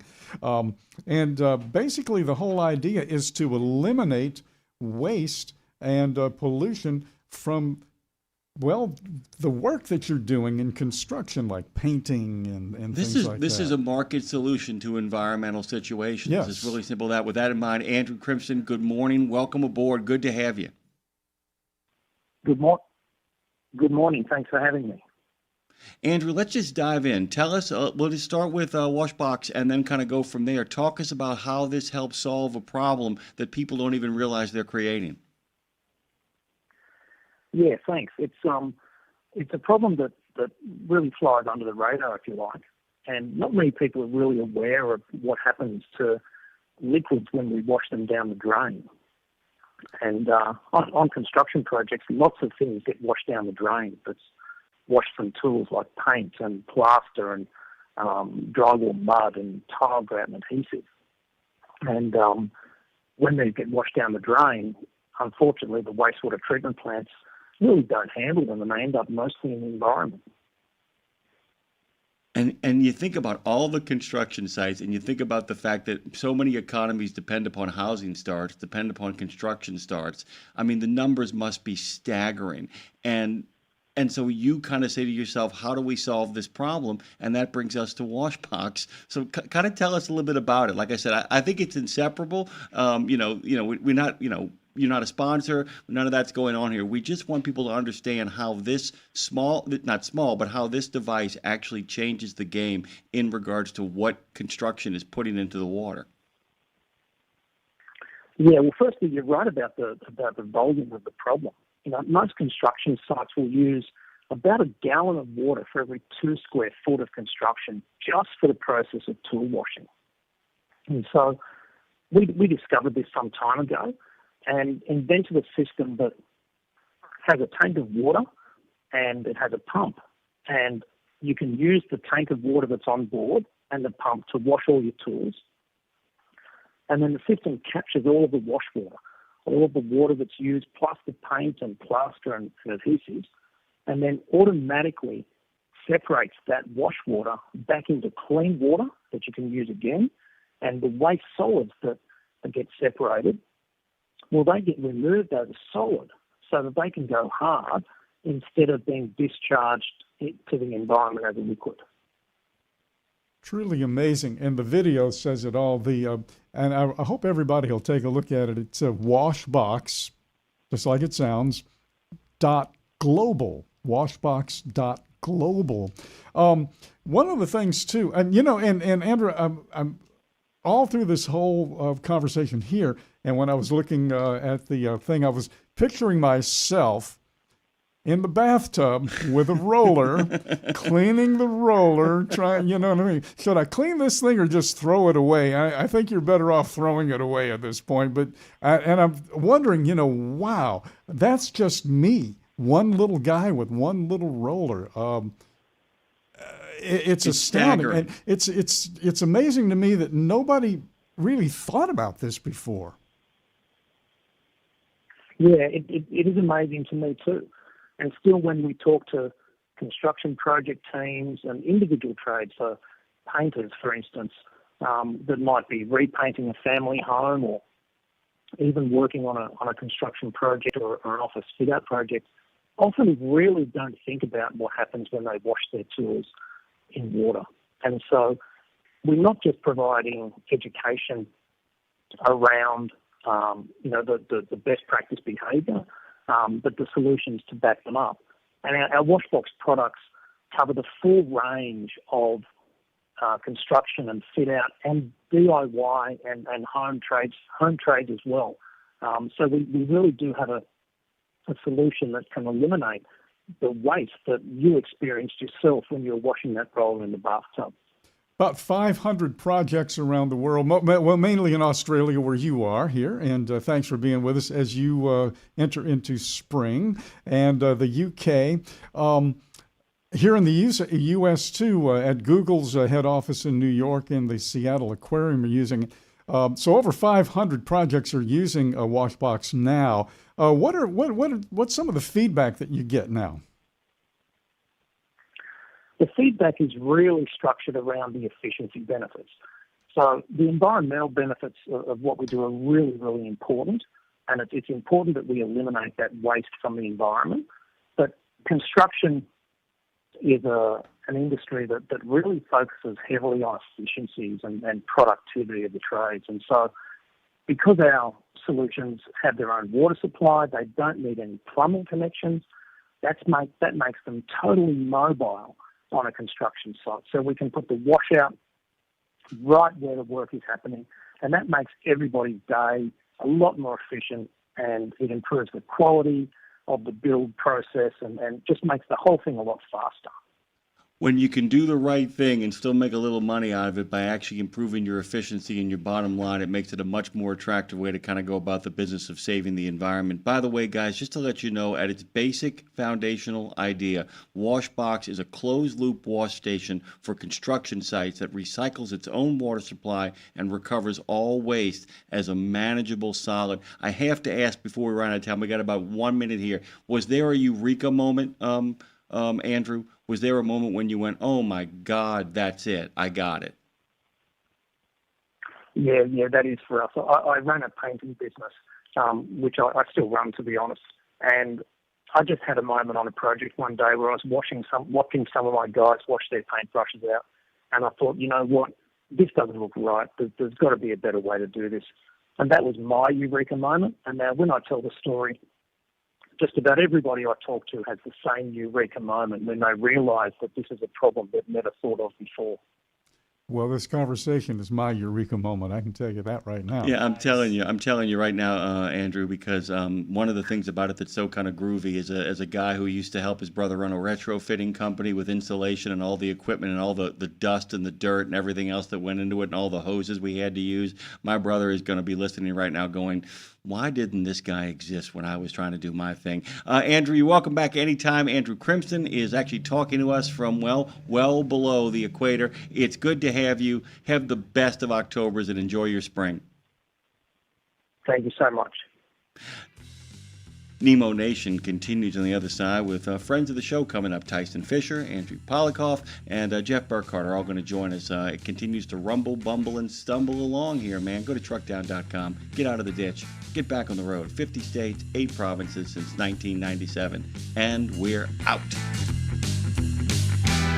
17 Sapp Brothers Travel Centers are known for great food, hospitality, and mom-approved showers and restrooms. But don't forget the service centers. Sapp Brothers ASE certified technicians can repair nearly any issue in shop or roadside, including axle repair. Dig into your free steak dinner with your oil change. That's a Sapp Brothers tradition to thank you for your business. Tires? Sapp Brothers will beat any competitor's advertised price on tires. And download the Sapp Brothers app for exclusive promotions in the shop, restaurant, and store. Your spot under the coffee pot is waiting for you at Sapp Brothers. At Radio Nemo, we believe in finding your tribe, your people, your gang. But you can't find your gang unless you find yourself, and you can't find yourself unless you write, right? Lindsay Lawler's We Should Write is a podcast about the healing power of writing. It dives deep with creatives of all types to discover how putting a pen to paper helps them work their stuff out, and maybe gives you the permission slip to do the same thing. We Should Write, live at noon in the center every Wednesday, and then everywhere you get your podcast. Go to RadioNemo.com and learn how to write yourself to healing, creativity, and clarity. Right? Did you know it's extremely easy to join the Wreaths Across America mission to remember our fallen heroes, while at the same time honoring those who are currently serving our country and their families? Plus, you're helping to teach our younger generation about the value of freedom. With just one $17 donation to Wreaths Across America, you're sponsoring a fresh Maine Balsam Remembrance Wreath. They've really become a symbol of America's respect for those who bravely served and are no longer with us. To sponsor your wreath, just visit wreathsacrossamerica.org. That's wreathsacrossamerica.org. And now back to Nemo Nation with Dave Nemo, Jimmy Mack, and of course, Phone Master Dre. Oh, I love her introductions. This is Nemo Nation, and we are broadcasting from the Fastport Studios. Good morning, Jimmy Mack and Dave Nemo. Good morning. Good morning. Don't forget, Fastport, of course, does its gig. It does it through technology and all kinds of other groovy stuff, but most of all, it does it through people. It helps you find those workplace and workforce solutions. Go to nationalapprenticeship.org and go to fastport.com and find out what they can do for you to help you make you not only just vet-friendly, but vet ready. And once again, big congratulations to the 3 nominees for Transition Trucking Driving for Excellence. We're going to be doing some deeper profiles of them over the course of the next couple of months as we begin our long journey towards Arlington. We're going to be there for Wreaths Across America. We're trying to figure out a way to get you to drop in over there, Dave, before maybe coming back home to New Orleans and maybe broadcasting from one of the cemeteries in the greater New Orleans area. Lots of stuff going on. There's always breaking news going on, though, and we have our breaking news music, but of course we also have a man who we're going to put that music with. Andre, if you'd be so kind as to, well, say good morning to Tyson Fisher, Dave. Of course, we all know him as the associate editor of Landline Media. He can be found on landline.media, Twitter, Blue Sky, and LinkedIn, of course. You've been covering trucking for quite some time now, and you're kind of a gadfly out there, by the way, Tyson. Always kind of tweaking people on the social media, forcing them to think about things they haven't thought about. Saw an interesting post from you recently. Good morning, by the way. Let me get a word in edgewise. Good morning. Oh, sorry, I could barely hear you, but yeah, good morning. How you doing? I'm doing Dan and Grandy. Good to have you back. You made a really great post the other day talking about that there had been an actual decline in crashes on the road, had there not? That there have been some crashes on the road, but there are less than they've ever been, and you kind of were trying to speculate and figure out any reasons. Did you have any thoughts as to why that might be? I mean, there's a lot of factors involved here. So yeah, the crazy part is, there's more vehicle miles traveled, so people are driving more, but there's fewer crashes. Usually there's kind of the opposite correlation there. But I think, there's a variety of factors going on here. First of all, vehicle safety technology in passenger vehicles is improving. I think it's a little bit to do with that. The one thing we have to keep in mind also is that fatal crashes kind of skyrocketed during the pandemic, and that's because, for lack of better words, people were driving like assholes because they had the open road, right? And so that's kind of just what happened. And so driving behavior kind of changed during the pandemic, and so I think what we're starting to see is that we're kind of returning to a little bit of a pre-COVID era to where things are starting to normalize again, which is a good thing. And so again, so a combination of things, but I mean, the takeaway here is we're on the right path when it comes to, traffic fatalities, and regardless of the reason, that's a good thing. Really quickly before I turn this over to Dave, it makes me laugh too because essentially one of the things you just suggested is, often a lot of the safety technology that is put on trucks that is mandated actually seems to benefit the four-wheelers a whole lot more, and they're the ones who don't have the mandate for it. So the great irony is that you're telling truckers you have to install all this safety equipment, but the people who having it on their cars has helped them out more have been the very people that the truck drivers have been screaming to the high heavens who should have the mandate for all these automatic braking systems is these folks, not us. I mean, is that kind of what we're talking about here? Maybe a little bit? Oh, for sure. Well, I mean, when you look at the data, like let's take the ELD mandate, for example, right? That was implemented in the name of safety. It was supposed to drive down, traffic fatalities with large trucks. And when you look at the data, it has not, right? There has been no correlation with some of the safety technology put into trucks, no correlation with that in the reduction of traffic fatalities.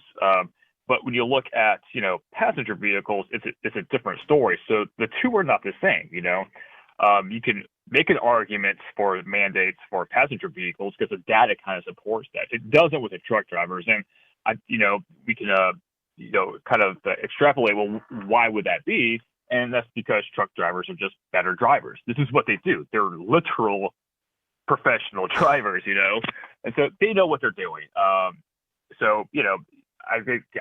don't think I'd be crazy to say it's kind of the passenger vehicle, the four-wheelers. They're mostly the problem here, and we see that oftentimes with the crashes. The vast majority of the time, these crashes involving large trucks.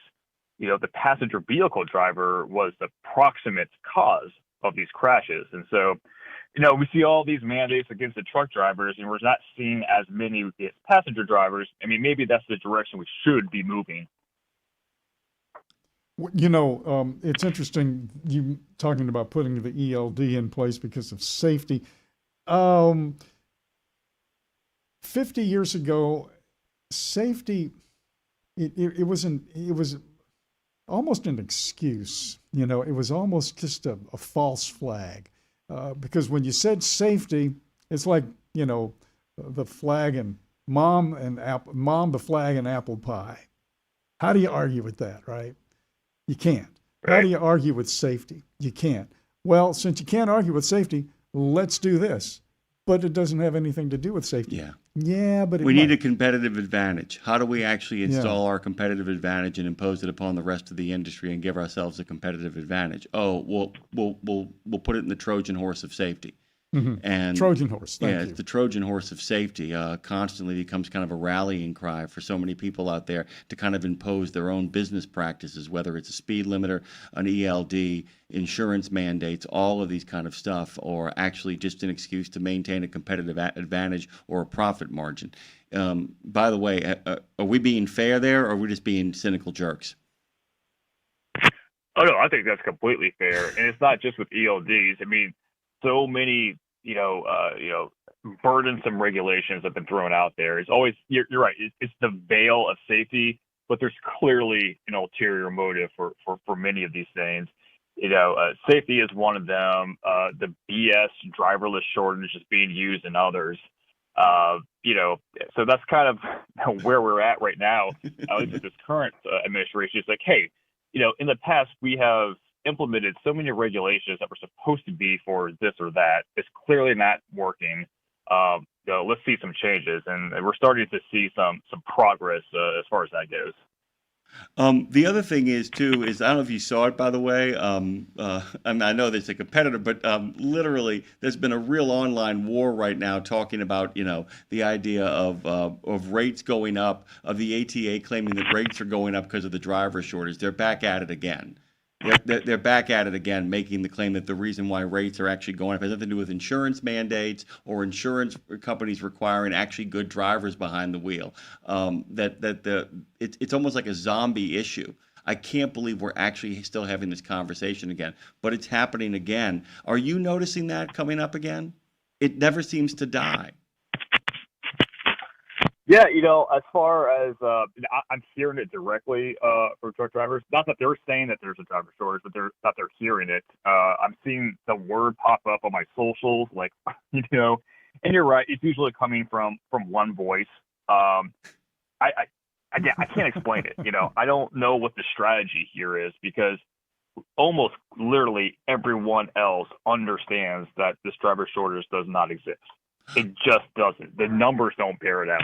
The federal government itself, Department of Labor, Both even parties. said that- Both parties. Both parties now. Both parties. Both parties. This isn't a partisan issue anymore. Nobody can get any traction on it. And I'm going to ask you, Tyson, because with the end of the non-domiciled situation, with that coming to a thunderclap of an end, I'm wondering if we're being warmed up for the next big event, which is, well, we got to talk about 18-year-olds behind the wheel again. We need to get these people onboarded early. It's important to get them driving early because it's an issue of safety. The sooner we, I mean, it's going to come, right? I mean, that's what the next great angle is going to be. Do you feel like that's coming? Oh yeah, absolutely. And you know what? You bring up a good point because this driver shortage narrative is being brought up. Well, it's being brought up right before the highway bill is being decided on, right? And what is one of the things that some of the large carriers want? They want 18-year-old drivers. They want larger trucks. And the only way they can get those is if they can convince Congress that there is a driver shortage, because those two things, younger drivers and bigger, heavier trucks, are basically based on the idea that there's a driver shortage, and those two things are needed to address a so-called driver shortage. If there is no driver shortage, there is no reason for younger drivers or bigger and heavier trucks. So I think that's kind of why this narrative is being brought back up again, because we're coming up on a highway bill. And some people want those two things in that bill. Some people, by the way, we'll just keep leaving it right there, by the way. We took our shots earlier this morning. We really want to quickly remind people that our friends out there are commenting on YouTube. Bruce Almighty made it in time for the hot air balloon launch in Albuquerque, New Mexico. Got the chance to watch hundreds of hot air balloons go airborne together. And Marty Ellis, of all people, Tyson, says, good morning from Savannah. Go out and make it a great Monday. That's his words for you. What are you working on right now? What you got cooking? So the Supreme Court has finally decided to hear a broker liability case. So what that means is in some jurisdictions, brokers can be held liable for negligent hiring when a motor carrier that it hired is involved in a crash. Other jurisdictions are not. This has been that way for several years now. And so, it's caused quite a disturbance within brokers and motor carriers. And so the Supreme Court has, I think, like 3 or 4 times punted on the issue. Well, they finally said, all right, we will settle this circuit split. And so eventually, they'll decide on it. And then one way or another, there'll be some uniformity. We don't know how it's going to look like, but so brokers may be held liable for negligent hiring, or they may not. Either way, it will be decided on. It's kind of a long time coming. Finally, did you get a chance? Were you part of that whole gang over at G-Bats? Oh yeah, absolutely. Oh, God, I love that. It's my favorite truck show. They're all great, but that one, it's something special. More and more people are saying that. That might be where the action is. That might be the next big thing, because I feel like, with the end of, the Great American Truck Show over in Dallas and kind of the falling away of some of the other older trucking shows, it feels like the G-Bats is kind of coming the place to be. Anything in there particular really struck you, or did you have a good time at one particular moment that you wanted to share with us? That one moment really stands out. FMCSA did show up, and they had a town hall meeting. That's always important to speak directly to a senior policy advisor, so that was great. But beyond that, it's just overall a great time. So the difference between G-Bats and all the other trucking shows is that Mats is actually great, but for a different reason. That's more of an industry thing, a business type of deal. G-Bats is basically like for truckers by truckers. This is a very laid back, blue collar, just really good time. And it's massive too. It's huge. So a lot of walking, a lot of great food, just a lot of great people. I mean, it's just an overall fun time. It's the way I always kind of compare it to is like going to Vegas.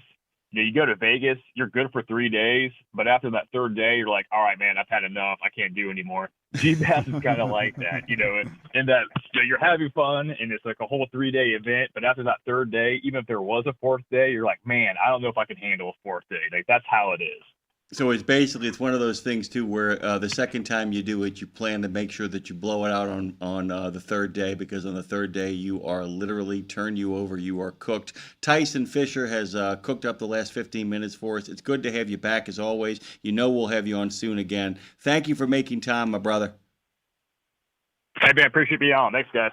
Really quickly before we hit this break here, Ike Turner Jr., the son of Ike Turner and Tina Turner, has passed away. That's the breaking news. He was about 67 years old. We forget how old those two were, how young they were when they had him, and how old they in fact lived to, because we're still living in the shadow of both their passings. Let's take a quick breath here, recalibrate, reset on Nemo Nation, come back with our next two guests. Phone Master Dre.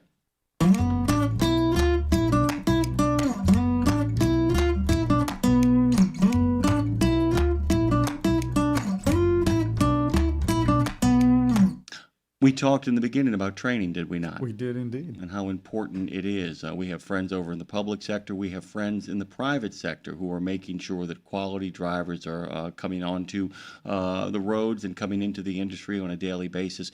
We really pride ourselves in our relationships with both the National Association of Publicly Funded Truck Driving Schools, NAPFTDS, and of course, the CVTA. A good friend of the show who made his way down to New Orleans to the Fastport Studios when we first opened these up has shown up on the scene, Dave, and he has brought another friend of ours as well with him with some really fun and exciting news.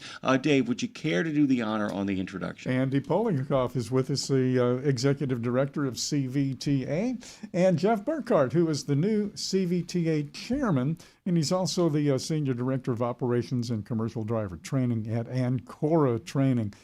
Andy, good morning. Jeff, good morning. Good morning to you, but good morning to both of y'all.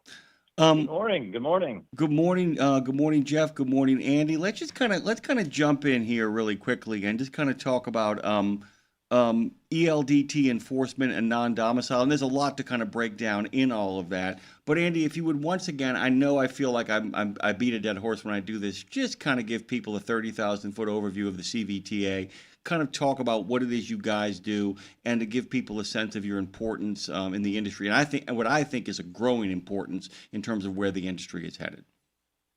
Indeed. Thank you so much for having us on. So CVTA, the Commercial Vehicle Training Association, the largest association of professional truck driver training schools in the U.S. We have members with about 400 locations in 46 states that train 100,000 entry-level truck drivers each year. And for almost the last 30 years, CVTA has been working on increasing opportunity, but also making sure that high-quality training takes place. And, safety and training and all those considerations have been a part of that mission for decades and decades now. And finally, coming to fruition in many ways with the entry-level driver training rule that became enforceable federal law after a long and arduous trip through policy and the FMCSA a number of years ago. But we've been having some real challenges in terms of the enforcement of that, based really in particular on these bad actors and entities that provide substandard training, 24-hour training. And as we've all seen recently, folks that are engaging in downright fraud and are still being allowed to register onto this federal database. And I think that the way that became most apparent recently is with all of these, this sort of very prominent, tragic crash that occurred in mid-August and has taken hold of people's understanding of, how the challenges in terms of enforcement and how those can really play out. And the follow-up I wanted to have here, too, about the ELD training mandate. And either one of you can speak about this, but it's a really kind of cool thing is that people often, as a counter, and I think a really bad counter, will say, well, look, if we don't figure out a way to get people on the road quicker, it's not going to make any difference. This is actually going to help create a shortage. My kind of take on this, and I'd love yours and Jeff's, Andy, is that I actually feel like the more legally expedient routes towards the CDL that we can shut down, it means the more people will then be forced who want to go into the industry to play by the rules, and that in and of itself will then, after a quick adjustment, begin to actually give us the quality of drivers at the numbers that we need. Is that a fair assessment? Indeed. And Jeff, do you want to sort of weigh on this, Mr. Chairman? Yeah, absolutely. You know, whenever ELDT was first, the spirit of ELDT was certainly very sound. And whenever it was implemented finally in February of 2022, it was all for the right reasons. Unfortunately, there were loopholes and there was room for bad actors to come into the realm, and they have proliferated. We are all lockstep in agreeing that the only thing worse than new CDL drivers coming into the sector, which are badly needed, are those who should not be there to begin with. So the good actors, of which everybody in CVTA and others are part of, are certainly doing it right. They always have, and they always will. Does it take a little bit more training? Perhaps in some cases. But by following all the correct rules, we are putting out the safest possible entry-level drivers into the sphere, and that is well worth any type of a quote-unquote delay that may be as a result of ELDT. When they established the new medical thing, they put the registry of medical providers out there, and there was a lot of controversy about who was on it, who wasn't, and how many people we were going to be able to find. There is a training provider registry. You guys know all about that because that's your world. But I think a lot of drivers and folks in the industry may not know about the registry itself. But there are some problems there and some challenges, right, in terms of getting people out of there. Yeah. And that's when we talk about these bad actors, one of the challenges that has been so evident, and come to light in many ways recently, but this is something that CVTA and the publicly funded organization that we've been working together on, and frankly, the American Trucking Association as well, is trying to, draw attention to this problematic nature of the training provider registry, which is where people who are providing this training providers, they have to be listed on this registry in order to interact at all with the state driving license agencies, so that people can sit for their skills tests, et cetera.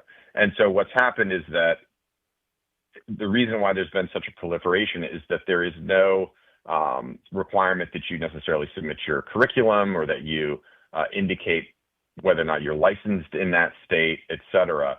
And so it's been a, quote, self-certification model, which is enormously problematic. And I think there's 21, these numbers that I'm about to say include municipalities that are doing training and motor carriers and other, types of classifications of organizations. But, you have over 20,000 total providers with almost 40,000 total locations. But in this realm of those that train the public, you have educational institutions and schools, et cetera, training schools. And that's where I think we're really concerned is you have these folks that are training the public that are listed on this training provider registry. And really the problem has been, when states or others are making complaints about, hey, you have people that are listed on here that aren't even properly licensed in our state to do business or to provide education, the federal government has been incredibly slow in actually removing those entities from the training provider registry. Jeff, at its and I think it's also a good note there, Andy. I mean, it was also brought up as far as like medical examiners and that registry. The registry is only as strong as its enforcement mechanisms. And as training providers, if the same liability and the same enforcement efforts were made to ensure that they are properly conducting their business, well, then we wouldn't have the problem of the bad actors. The medical examiners, if the bad actors in that field were to just, pencil whip medical examiner certificates after folks would do a DOT physical, if they would do one at all, well, obviously there's a huge amount of liability and extreme punishment in order to bring those folks in line. The only thing that we're asking for is basically the same type of enforcement be for both the training providers that also are on the training provider registry. It's essentially the same thing. And again, it's only as strong as the enforcement mechanisms or lack thereof that the registry is going to be a place of sterile and valid providers. Is there, I mean, this is going to probably sound stupid, but is there a reticence in the government to pull these companies off the registry? Or is it just paperwork or just, boxes under a table someplace like with the accident up there in Connecticut? Reticence, I think there is a lot of bureaucracy, right? And there's a lot of wanting to get it right and wanting to adhere to due process. CVTA is on record saying that the level of due process that is being, provided at this point is almost in my opinion, I will say almost venturing into becoming the de facto defense counsel for some of these organizations that are just plainly not adhering to the rules. I mean, how many ways does a state have to tell the federal government that an organization is, they're not licensed, or that the state has taken action against that entity, and then you still see them listed on the training provider registry, right? I mean, the federal government is focused on a lot of different things, and these folks that we partner with at FMCSA are busy people who have a lot going on, but we really want to see. I think what's interesting, and it was just alluded to in an earlier part of the conversation, that in the same way that the federal government has gotten really animated and active, especially with this new interim final rule that was effective immediately, right? As you see around the non-domiciled activities that are problematic, we would similarly like to see that same urgency and activity on the part of policing up this training provider registry. Andy, Jeff, we're out of time. Is there any chance of you guys over the next month coming back for a part 2 of this so we can actually get even into more details? I hate to put you on the spot like that. Please tell me you can make some time over the next month. Is it possible? No, I'm speaking I can speak for Andy because we've already discussed this. Absolutely, we will. There's a lot of connective tissue between our request to have the TPR enforcement. It goes right along with English language proficiency and non-domiciled. There's a lot of different regulatory arms being pulled in this space right now that deserves a lot more attention and conversation. I'll make a joke for you guys. By the way, I don't know if you ever heard it. Why did baseball players win their strike when football players lost their strike? And the answer is baseball players can read. Somewhere along the line, it turned out that truck drivers and the people who work in the industry can read. We don't need a law. We have a law. We just need some enforcement is what we're kind of talking about here. Thank you both so much. We will get you guys back on in short order. It's a conversation well worth handing. Jeff Burkhardt and Andy Polikoff, it's so good to have you guys. Good friends of the show. Thank you for making the time. Gentlemen, thank you. Nemo Nation is going to continue on the other side of this break. Dave Nemo, Jimmy Mack, Phone Master Dre, Madison with a T, lurking behind the scenes. I see you. Guys, you can always give us a call, too, and drop in at 615-292-6366. We'll be right back after these messages with more Dave and Dre. You know Castrol for passenger car oil and racing, but did you know that they're in the heavy-duty over-the-road market? Well, Castrol CRB Multi 15W40 and Vecton Long Drain 10W30 are now available at TA Truck Service Centers nationwide. This is the partnership in preventive maintenance. TA Truck Service and Castrol, offering you premium products and performance at great price points every day. Castrol, performance for the long haul, guaranteed. From the wee small hours of the morning to the crack of dawn, Radio Nemo has been there with you. Whether you've got the overnight or you're the first wheels on the road, Radio Nemo's been where you need us to be. Providing the laughs, giving the facts, playing the tunes, and keeping it rolling. We've been your light in the darkness, your first cup of coffee, and a voice of sanity. Semi-sanity, actually. We're all a little crazy here. Crazy for the men and women who keep this country going and moving and doing. Crazy for trucking, crazy for truckers of all shapes and sizes. Is that a fat joke? Not if we can help it. Because it isn't just about the rules and regs, it isn't just about the day-to-day, it's about your health, your homes, and your hearts. So we wanted to say thank you. Thank you. Thank you. Thank you from everyone at Radio Nemo for sticking with us, standing by us, and keeping the traditions rolling into the future. Exceptional value and exceptional values. That's Bennett Trucking. A core commitment of faith, family, and freedom has driven Bennett to being the leading provider of innovative, integrated transportation solutions, both at home and abroad. Bennett's values are not just compatible with providing high-paying jobs and unmatched customer service. They're inseparable. If you're looking for an employer or a partner who believes the best business model is being a model citizen, then Bennett Trucking is the place for you. Go to BennettIG.com and find the folks who share your values. There are precious few nonprofits in the trucking industry, and even fewer that make a tangible difference in the lives of professional drivers. So thank goodness for the St. Christopher Fund. Since 2008, over 4,000 over-the-road semi-truck drivers have turned to the St. Christopher Truckers Fund when a medical issue took them out of work. The SCF steps in and pays necessary household expenses such as mortgage, rent, utilities, insurance, and vehicle payments. The SCF also provides free health and wellness programs for drivers. So find out how the SCF can help you, or help the SCF yourself. They'll turn your dollars and cents into that tangible difference for the professional drivers who need it most. Support our highway heroes with a donation at truckersfund.org. Live from the I-10 corridor from the Fastport Studios in the city of New Orleans, it's Nemo Nation.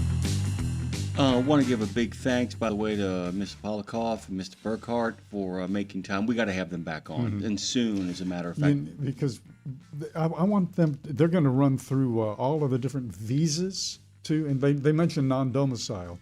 And we're going to let's dig into that next time. I think that's exactly where I would like to head to kind of get into that, and then also maybe get them on for the full 30. Mm-hmm. And then in doing that, and then we can actually what their recommendations, because their recommendation list for what, there's a lot of things, and Dave and I will be the first to tell you there are things that we kind of, stay honest brokers on. I have to tell you their recommendations, I'm in favor of about 90% of this stuff and willing to discuss the other 10%. Mm-hmm. There's a lot of great stuff going on here, a lot of great stuff in the training space. I think it's where the action is. So if you're listening out there and you have another show, you might want to gravitate towards that as well.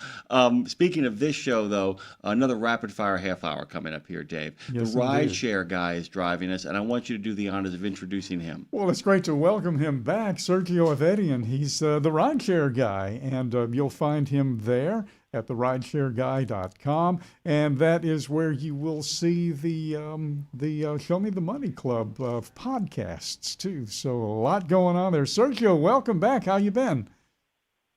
Good. Thank you for having me back again. Let's just kind of jump in here, by the way, and one of the things that is happening in the rideshare space, it's happening in the trucking space, it's happening in all aspects of society, is the autonomous vehicles discussion. And look, everybody keeps saying it's going to be here, it's going to be here, it's here tomorrow, and then it's not. At some point, though, this conversation will begin to accelerate, and I was just kind of wondering if you can give us a 30,000-foot view of where we are in regards to autonomous vehicles in the rideshare space, and at what point do people who actually make a living doing this have to start thinking about how they're going to go about doing it in the future, and what does that future look like? There's a lot to unpack there, Sergio. Sorry to dump all that on top of you. Take it any way you like. It's okay? only Monday. Yeah, it's only Monday. No worries. So let's start with autonomous vehicles. Actually, I just wrote an article for our blog. So Waymo is the leader, let's say, in autonomous vehicles in the country at the moment.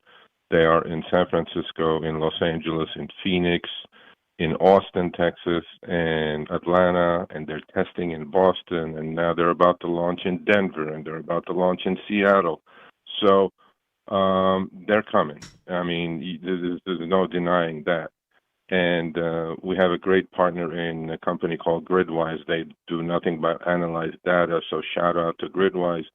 Their data analysis for, even with limited scale of Waymos that exist at the moment, that the rideshare driver earnings specifically in those cities are down between 8 and 12% already compared to nationwide earnings being up about 8%. So these things are coming. These things are going to have a major, major impact on people who drive for Uber, Lyft, and etc. The other thing is, Waymo is not the only one. Tesla is testing their robocabs in Austin and San Francisco. They're about to come in Los Angeles. Well, albeit with a safety driver, but I'm pretty sure they're going to figure it out and get there. There are many other companies like Zoox is testing. Aurora is testing. There's just endless companies testing this. So this looks like to me the future of transportation. And if you have not been in one, if it's not in your city, and if it does show up in your city, please get in one and test it out. Give it a run. The other thing about, you mentioned correctly, trucking. There are a lot of companies working on that aspect of the business, specifically long-haul trucking, when these trucks are on the highways, that there isn't much really to do other than put it in cruise control and go. So, truckers are the lifeline of this country. They do supply, they actually make the supply chain work. How's all this going to work out? And last but not least, look, it's Monday. I don't want to be negative, but this is the future. And if you do look at how AI is already affecting newly graduated college kids or college folks, the unemployment rate in that group is twice as high as the national average at the moment. So there is a massive shift, massive headwinds for a lot of folks coming up, and hopefully we can address it as a society. I wanted to ask you, and again, I'm kind of making a list of dumb questions already this week, Sergio. So don't take offense. Okay, I'm going to say this, and I'm sure this is going to sound bad. If you're in a city downtown, you've got heavy traffic, you've got traffic lights, so you're not going to have anybody going over 20, maybe 30 miles per hour, usually 20 or less in the downtown central business. Okay, so if you get into a driverless cab, and if it gets into a crash, it's pretty much going to, if you're strapped in, you're going to be okay pretty much. I mean, it's a crash and there may be some injuries. Are those cars allowed to go out, say, on an interstate? Yeah, it's funny you asked that. Actually, they have been testing in Los Angeles on our freeways, and most of our freeways are gridlocked anyway, most hours of the day. Right. They have been testing on the freeways in the Bay Area, in the Los Angeles area. They're even doing airport pickups at Phoenix now. So they are testing and they are learning. And the funny thing with these Waymos is that they're continuously learning and mapping while they're driving. So at the moment, Waymos were only in the warm weather area cities. If you notice, it's like south of certain limit, basically, where there is no snow, there is not that much rain, right? San Francisco, Los Angeles, Austin, they're all southern cities, Atlanta.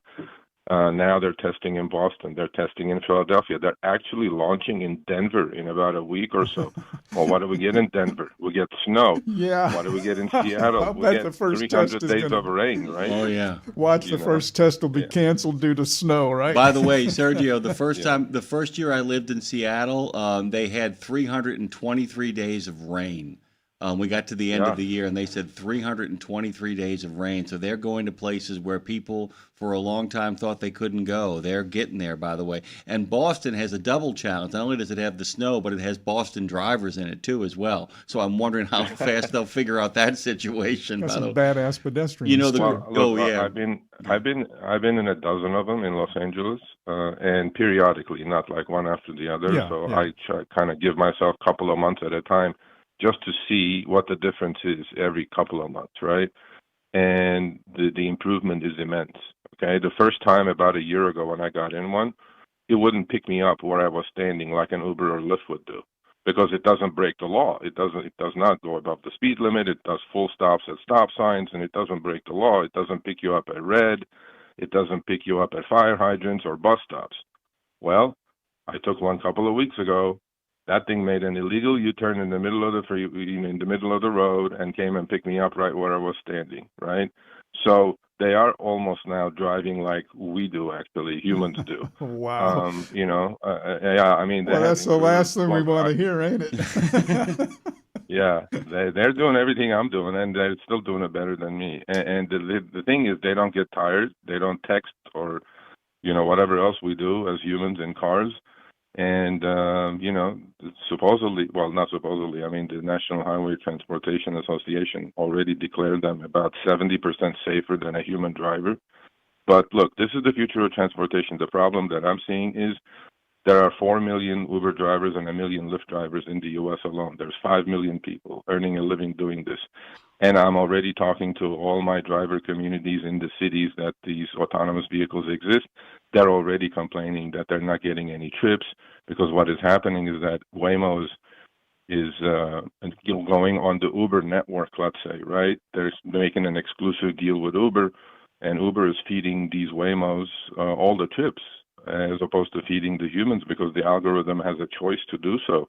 And it's going to be a problem. Look, I'm not going to deny it. It's going to be a problem, but then I'm working on certain things, such as putting an autonomous fleet together when these Tesla robocabs come out, and buy a bunch of them and have the driver communities involved actually invest, because my background is in finance. I was on Wall Street for about 30 years.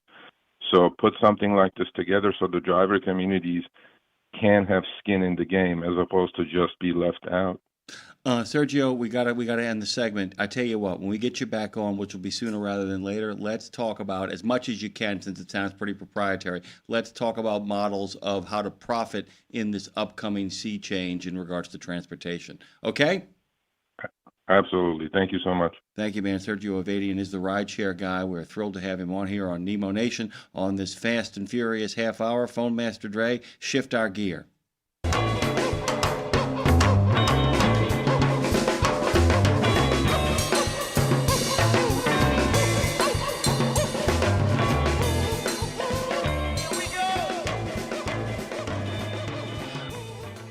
We are back here on Nemo Nation. Steve Elliott is joining us. Dave, would you care to do the honors of the introduction here? Steve Elliott is the Assistant Communications Director for Public Information at the Arizona DOT. And Steve, good morning and welcome to the show. It's great to have you. Good morning. Thanks for having me. Listen, before we get started, though, I got a bill for some tolls that I didn't pay in the Phoenix area. Can I just send that to you? Yeah, I'll send you a QR code for my Venmo. You can send it to me, and I'll take care of it.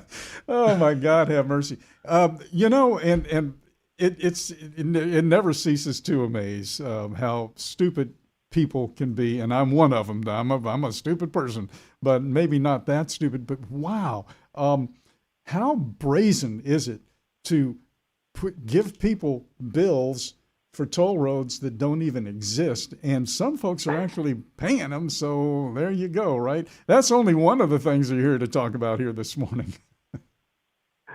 That's right, and I will tell you, I'm one of them. I didn't pay, but we don't have toll roads in Arizona. But my wife and I took a trip, and we were in Florida a few months before we got one of those texts, and we had to sit down and look at it. The text said we owed for tolls. It said Easy Pass, which we all know.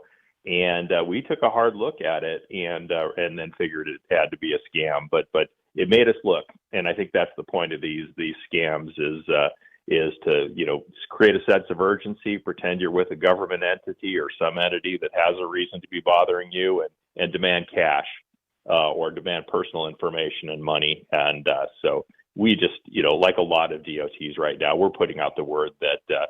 We're just not going to come hit you up for money like that, and so just delete those texts and move on. Dave's wife actually forwarded me one of those. Didn't pay it, didn't do anything, and she basically was like, "Hey, can you explain this? I know you were over there a couple of months ago. Maybe this was you that actually didn't pay this." And I went, "Nobody paid it. There's no road like that in that state." And by the way, I'm glad she didn't like immediately pay it. I was very fortunate. My mother-in-law will pay a lot of things. What she won't pay is speeding tickets and any sort of traffic violation. So we were in luck that she didn't immediately just go to take care of that bill. How did this get started? Can you kind of tell us a little bit about the background here, about how you guys became aware of it, and the actual active steps you're taking from a PR standpoint to prevent people from falling prey to it?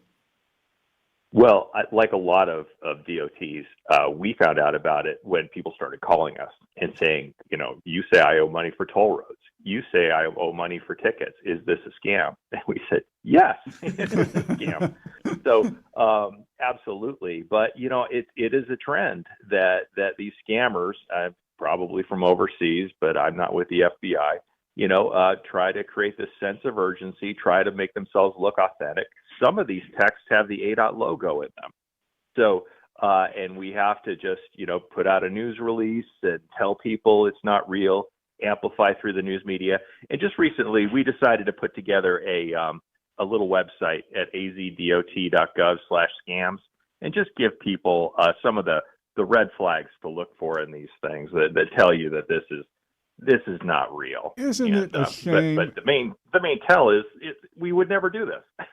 Isn't it a shame? And it's very unexpected to see the website. I mean, I would say azdot.gov/traffic/ locations/ not /scams, I mean.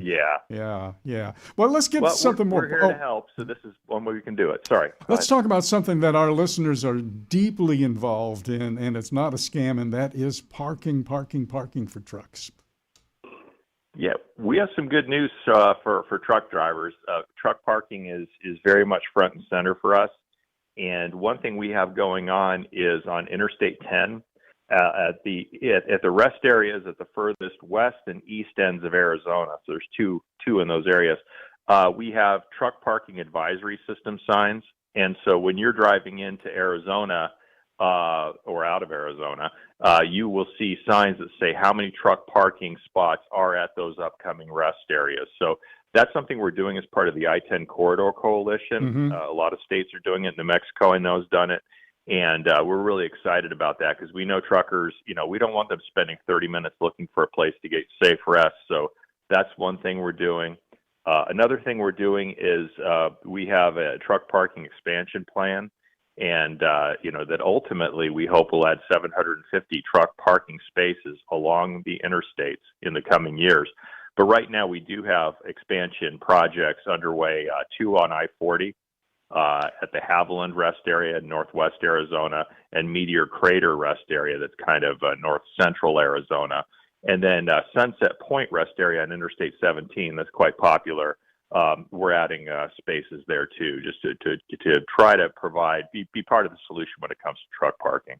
Can you talk a little bit about how this was achieved? I'm always, we've been talking all morning long about behind the scenes action. The logistics of this and the technology behind this, it seems very simple. Oh, there's this many parking spaces.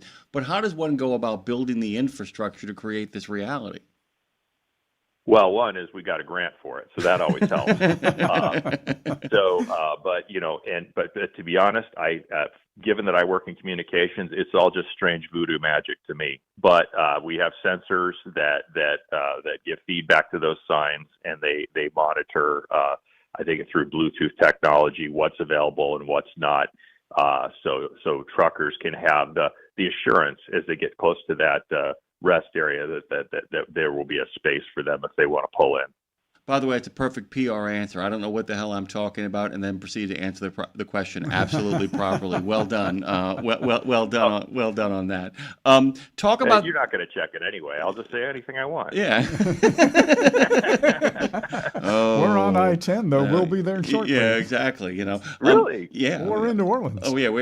We won't be there shortly. Yeah. Well, in terms of like Texas distance, we're not too far. I mean, that's the old Texan thing. We'll be there in a day, just up the road. Yeah. that kind of situation. Talk to us a little bit about what y'all's guys got going on in regards to future plans too. What AZ Dot has got going down these days. What you guys are looking at next? Yeah, I think the longer term truck parking plan is very exciting. It is subject to the availability of funding, but we have gone through this, done public involvement, and come up with plans not just to expand at rest areas, but to find areas that really sync with the when you're going to need your rest areas coming out of coming out of California.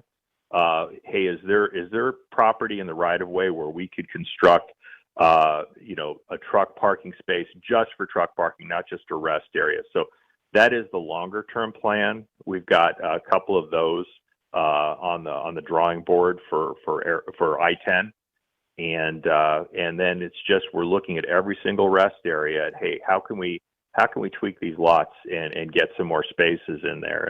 And we're sort of right now with the 3 rest areas we're working on. Those are places where we do have the real estate to do that fairly quickly, and subject to the availability of funding, there will be more in the future.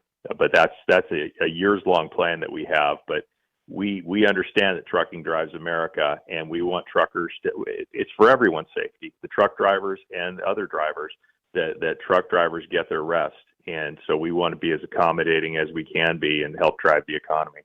If you're looking for more information on parking, guys, by the way, go to az511.gov. If you're looking to have a laugh at what maniacs are out there trying to do to you, go to azdot.gov/scams. That's the research page to kind of keep up with what the nefarious are out there doing and what Arizona is committed to stopping out there.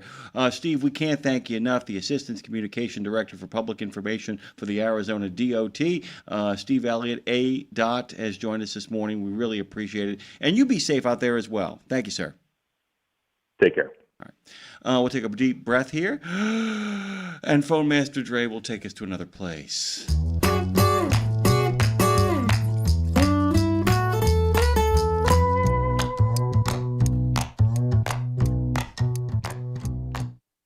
Regular recurring member of the Reconstituted Road Gang and a guy who lives in the messy middle is joining us this morning. Dave, would you care to do the honor of introducing our friend from NACFE? Well, you say he lives in the messy middle, but I think he's getting closer and closer to the point to where he's going to step out of that zone, because the run on less project has ended, and the messy middle may be in the rear view mirror before too long. But Mike Roth is joining us. He heads up NACFE, the North American Council for Freight Efficiency. Mike, good morning, man. Welcome back to the show as always. Yeah, hello guys. Good morning.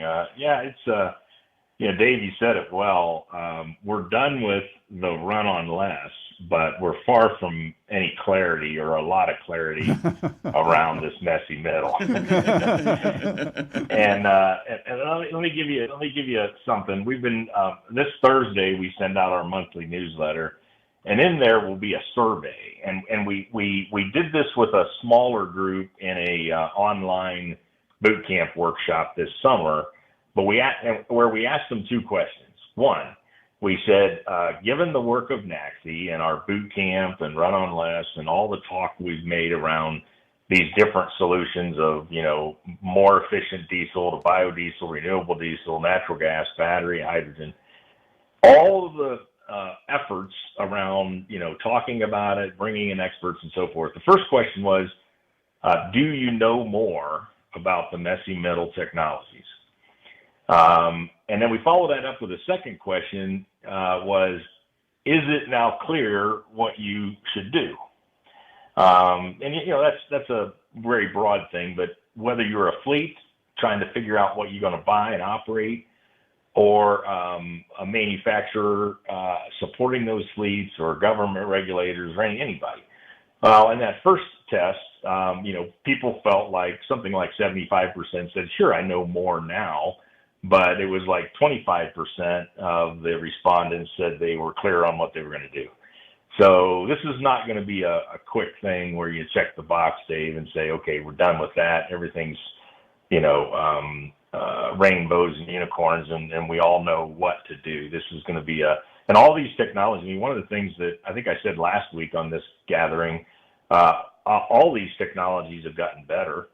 The amount of renewable natural gas and biodiesel, I mean, those production quantities seem to be, improving. Battery electric's certainly shown longer range, quicker charge times. So all of these technologies are getting better, which makes it even messier, Yeah. So basically, I was kind of hoping one would fail miserably here. Thin the herd a little bit, maybe a little room for some of that real estate that's going to take too. So basically, Mike, you asked, do you know what you don't know, and what don't you know? I mean, was essentially what it kind of came down to, because all of this is trying to figure out what to do next, because what you really, it sounds like you're interested in, is do people know what questions they have to ask next, given the results and given what they saw on the road. It really is, the fact finding really starts now, really collating what you guys have gathered. Is this the longest part of the process? Well, you said it right. You pulled out a Rumsfeld quote on terrorism there. You're welcome. You're welcome. I'll be here all week. That's great. So some of these, like what I would call transformational technologies, things that are really different than what we've had in the past. So battery electric with trying to find chargers and charging, and hydrogen is certainly that. And so with those sort of significantly different technologies, I do believe, or we've experienced, that there are, unknown unknowns. You don't even know, like transporting hydrogen is much harder than I thought. It's not like you just put together a tanker trailer and you haul it somewhere. It likes to leak, and it's really expensive and hard to move around. So if we're really going to have hydrogen, as a trucking fuel, we probably need to make it close to where the trucks are, or it'll be an option where we can, actually make the hydrogen, not have to ship it. So that was for me personally, guys, that was a Mike Roth unknown. I didn't know that at all. And so I think with the bigger, more difficult technologies, those emerge and have to be figured out and dealt with, or they become, just insurmountable, and then that solution becomes, more niche. I don't know. And we're also seeing that transportation of the fuels a little difficult with biodiesel and renewable diesel, where, those fuels are basically manufactured in, I think, New Orleans, Louisiana, and California. And so if you want to buy biodiesel or renewable diesel in Ohio, it's pretty expensive because you got to get it there. Renewable natural gas has a little bit of an answer for that in the play, because if you the analogy that Dan Gage always uses is that if you put $100 of your own cash into a bank, let's just use New Orleans, and then you travel to Ohio and you get $100 out, it's not the same exact $100, but it's still your $100. And so that's how renewable natural gas is manufactured in one location, put into the natural gas pipeline, and then, you as a trucker and wherever can pay for that renewable natural gas and get the benefit for it. So there's things like that emerged here for NACFE and for me that are important parts of this, the solutions, what we call messy middle. Irony plays its hand, huh? The very thing that portends the future of transportation is in itself difficult to transport. Yeah. And then, we also, one thing that, we spend a lot of fuel and create bunch of emissions moving diesel around. And one of the things that dawned on me at an electric event I was at not too long ago is, when we get through the whole hard work of electrifying a depot or a truck charging site, once it's electrified and the infrastructure's there, the transmission to that particular address is there, then the energy just shows up. You don't have to truck around electricity, and that has some benefits. So anyway, there's just a lot. This is highly complex, and it's important for us to understand all of the puts and takes, particularly the ones that have to deal with cost. Mike, we gave you the last word because we love you, man. NACFE.org is where you should go. NACFE.org. Mike, of course, is the executive director over there. It's always good to have a little check-in with you, my friend. Be safe out there on the road. Where are you today? You're always someplace I'm in else. Denver. I'm in Denver most of this week, and then at the end of the week, I end up in Charlotte. I'm trading in my big Freightliner motorhome for a smaller Mercedes-Benz. I'm going heavy duty down to medium duty. I just don't need the big one anymore. I'll let our good friend Dean Croak, you got a chance to talk to last week, know that as well. Thank you so much, Mike. Always good having you on. Bye-bye. Speaking of Mike Roth, he's the one that actually got us hip to Ann Vale, who's going to be joining us next for a full half-hour conversation as Nemo Nation continues. Good to see you, Dave. Good to see you, too. Good to see all of you out there on the chat as well. Thank you, guys. Good to see you, Marshall. Tara took care of it. Did you know it's extremely easy to join the Wreaths Across America mission to remember our fallen heroes, while at the same time honoring those who are currently serving our country and their families? Plus, you're helping to teach our younger generation about the value of freedom.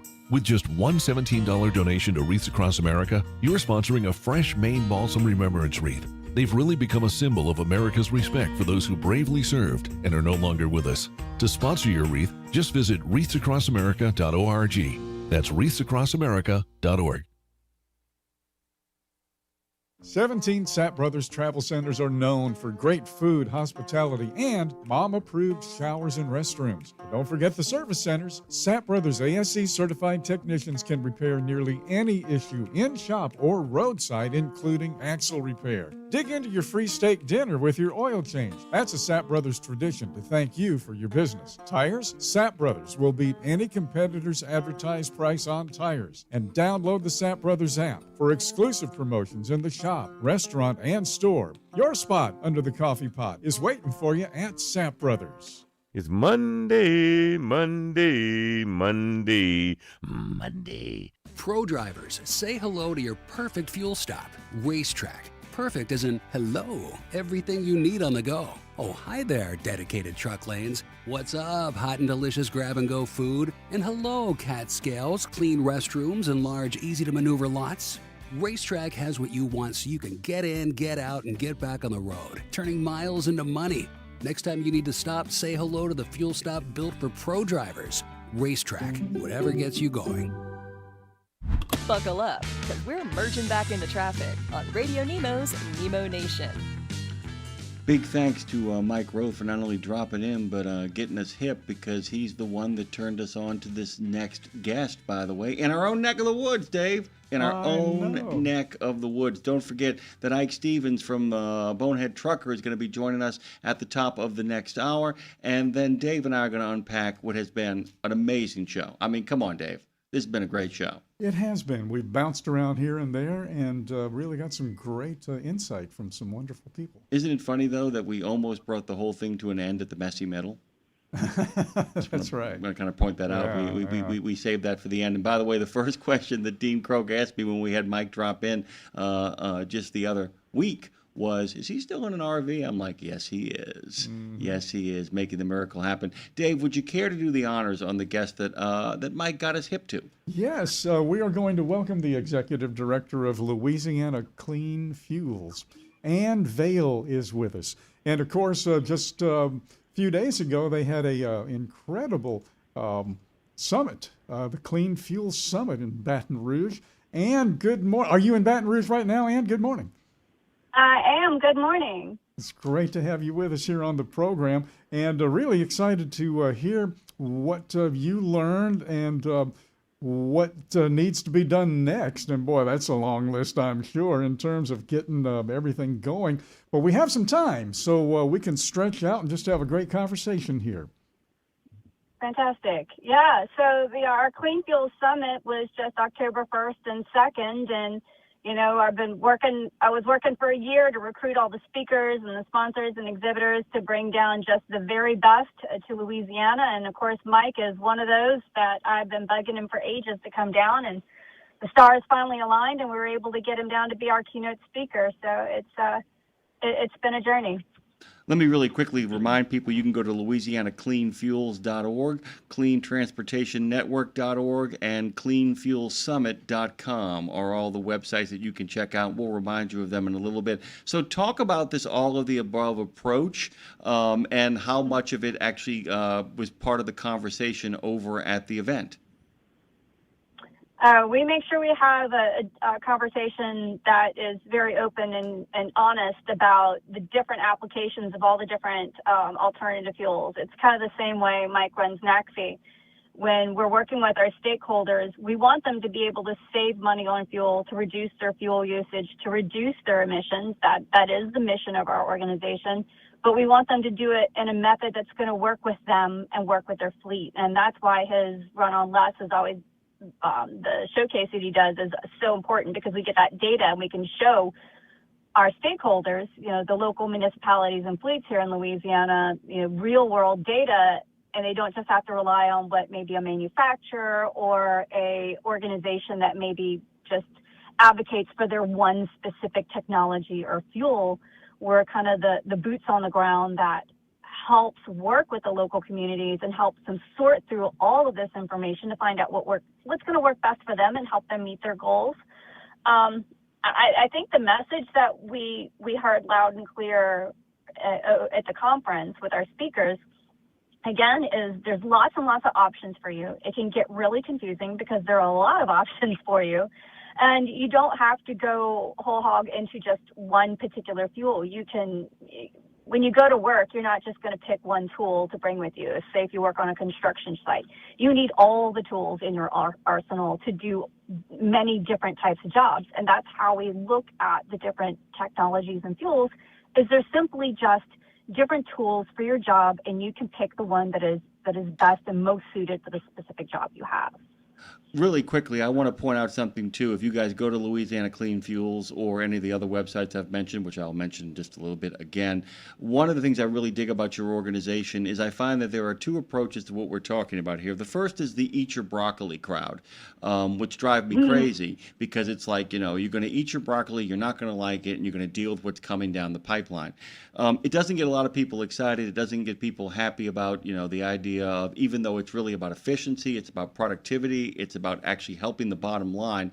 Too many people kind of present this world as, well, you did this to yourself, so now you got to eat your broccoli, and you have to eat your broccoli for the rest of time, and tofu burgers. You guys take the other approach, which I love, which is called the neighbor with the latest and the greatest. There was always one cool kid or one cool neighbor on the block who always would get the latest technology. Some of it would be fantastic and work out of sight. Some of it would be like, well, that didn't work, let's try something else.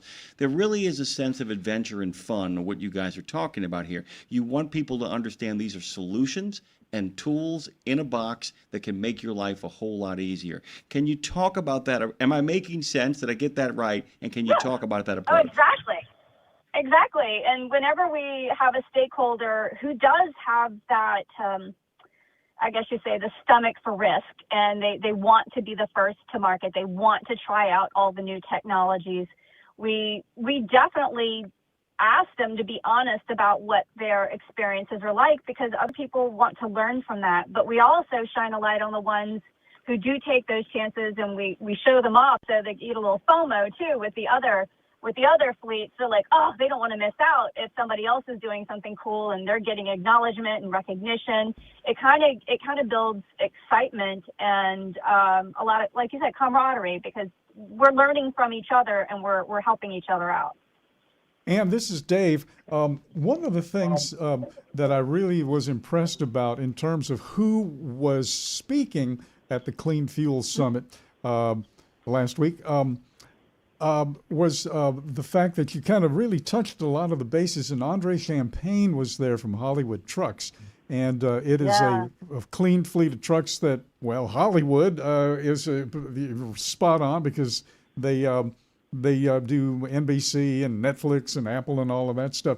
To have but beyond the speakers, who attends this type of an event? We have a very diverse crowd. It could be anything from public works folks at municipalities, sustainability teams. We get a lot of people from municipalities and universities. Some of the national fleets, our national partners, UPS, Republic Services, Waste Management, those are the ones that they're dedicated to reducing transportation emissions through all these different technologies. So they come and they support us and they work with us. Our transit system here in Baton Rouge, Capillary Transit System, always comes to try to learn, and they also help to show off what they're doing. Other transit systems from across the state, universities, we get a little bit of everything, planning organizations, engineering firms, anyone who is just in the supply chain that wants to learn more and wants to network with other experts. We get a lot of different people at our events. One of the things, we love phraseology here in our world, so the messy middle that Mike Roth and the folks at NACV came up with is just perfect, right? And I asked Mike, he was on right before you here this morning, and I asked Mike, I said, well, now that the Run for Less is over, I guess we may be putting the messy middle in the rear view. And he basically said, no, we're not, because there's still a lot more up there. So let's take that messy middle idea. Is the Louisiana Clean Fuels Coalition, are you guys in the messy middle, if you know what I'm saying? Where are we, not just here in Louisiana, but state by state, city by city, municipality by, where are we? Have we even got to the middle yet? Or are we beyond it in some ways? Yeah, it's right now, it's a lot of the same folk who are interested in alternative fuels and saving fuels. So utilities, of course, they're interested in utilizing, electric vehicles in their fleets. And the natural gas producers want to use natural gas in their fleets. And then the trash companies, the refuse companies, a lot of them are using renewable natural gas and natural gas in their fleets. UPS, they're a rolling laboratory. They're trying everything depending on where they are, and they want to use the fuel that is most available in the locality that they're at across the globe. There are some fuels I would like to see used more in our state because I think they would help with the transition. We produce a ton of renewable fuels, biodiesel, renewable diesel, and renewable natural gas.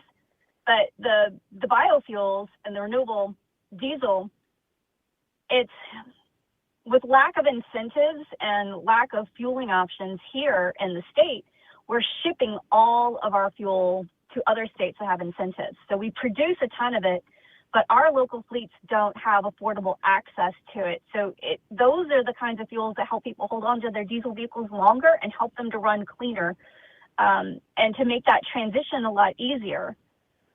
Electric vehicles are growing in adoption in Louisiana. EV adoption is growing at a clip of about 35% among passenger vehicles here in Louisiana, and it's maintaining that pace. We'll see now that the end of incentives is gone if it keeps at that pace.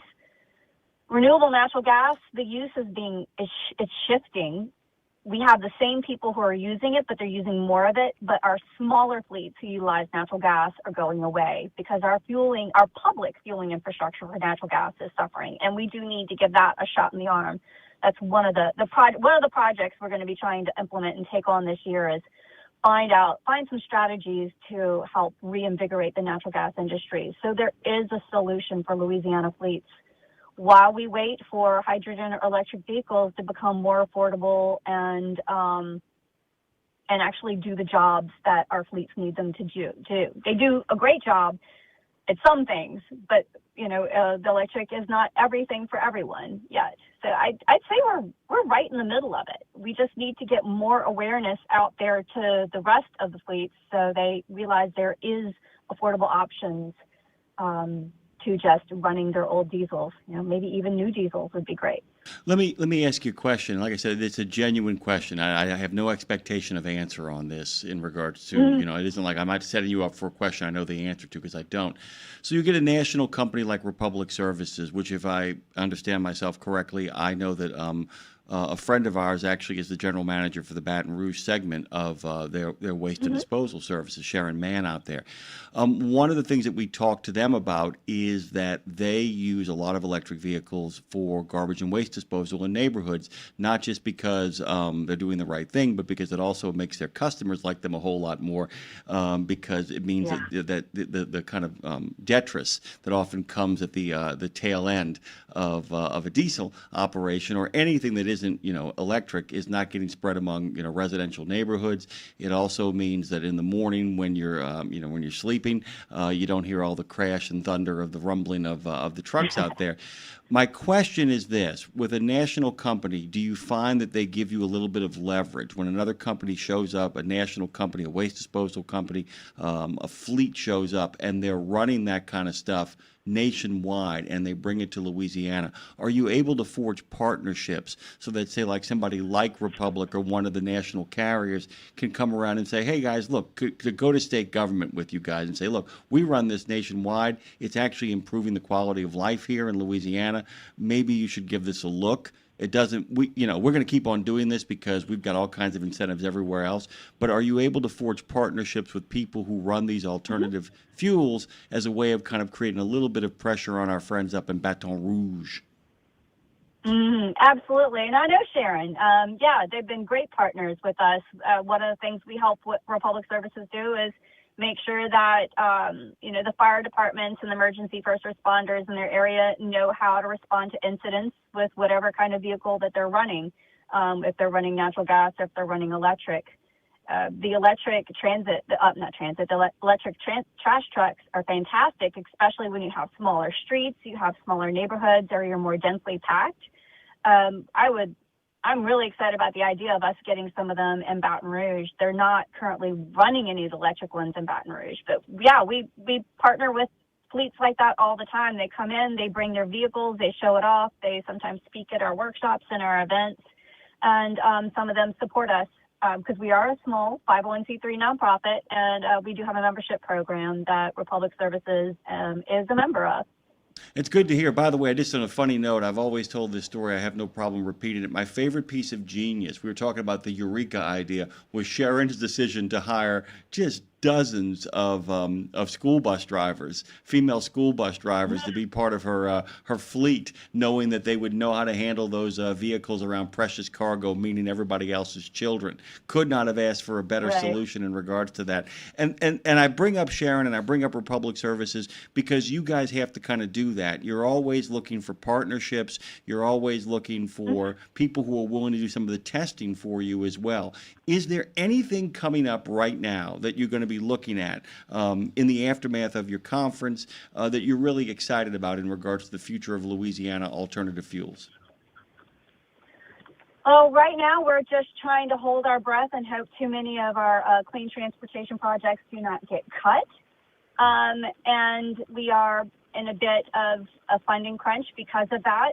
We've been contracted to do some work, and now some of those projects are being halted, and no fault of our own. But the thing that we're excited about is that the industry, the manufacturers, fleets, they don't plan on 4-year cycles. They plan, and they don't just operate on, a statewide market. A lot of these companies are global companies.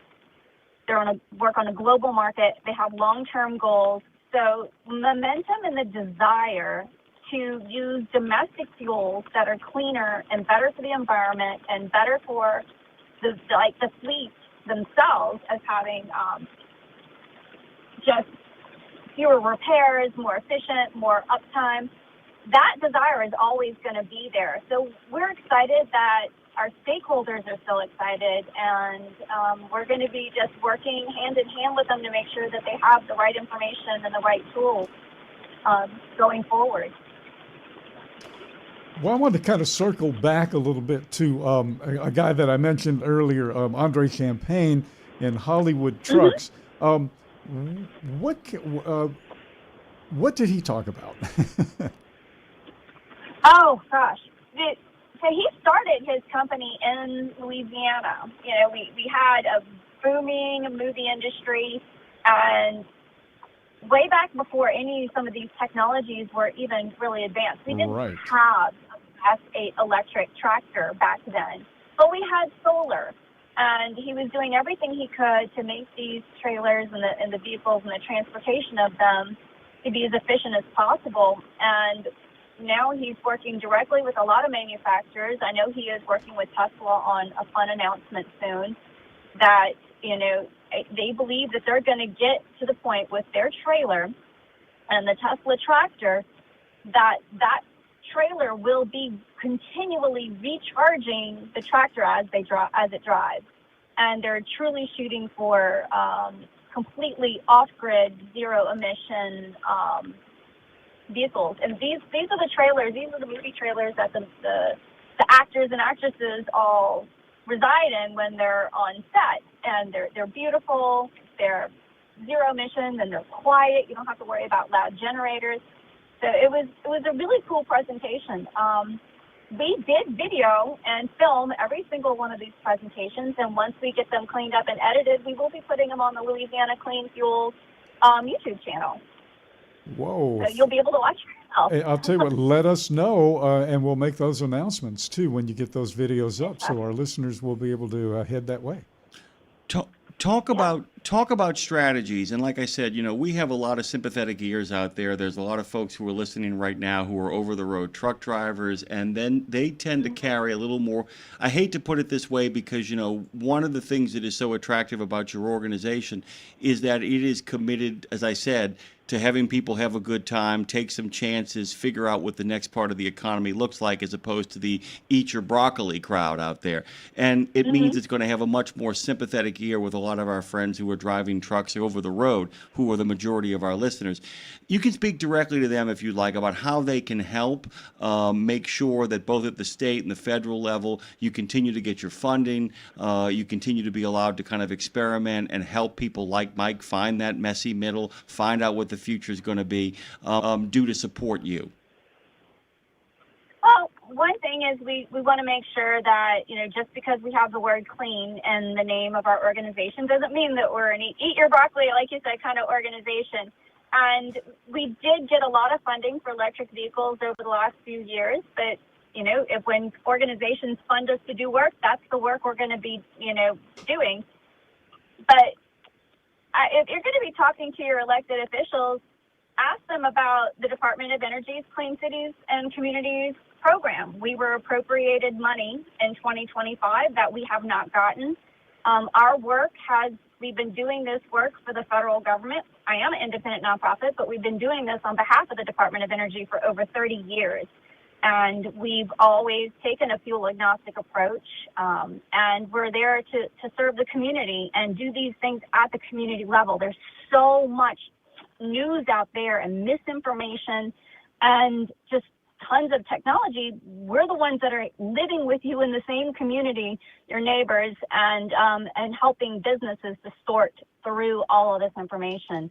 But when it comes to trucking, those guys and ladies, they're very regulated. There's so much that they have to be concerned with the regular jobs, whether it's the lawsuits, people trying to run them off the road and then sue them, or the mandatory sleep hours and all the regulations that they have. It's kind of hard to go to a company like that and say, hey, change all your vehicles to the most expensive thing you can imagine, and then you're going to have to retrain everybody and rebuild your facilities. That's really tone deaf of an organization by next Tuesday. Approach it like that. Yeah, that is really tone deaf. So that's not what we are.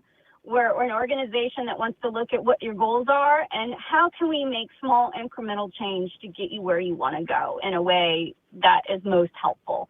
So that's what we are. That's what we do.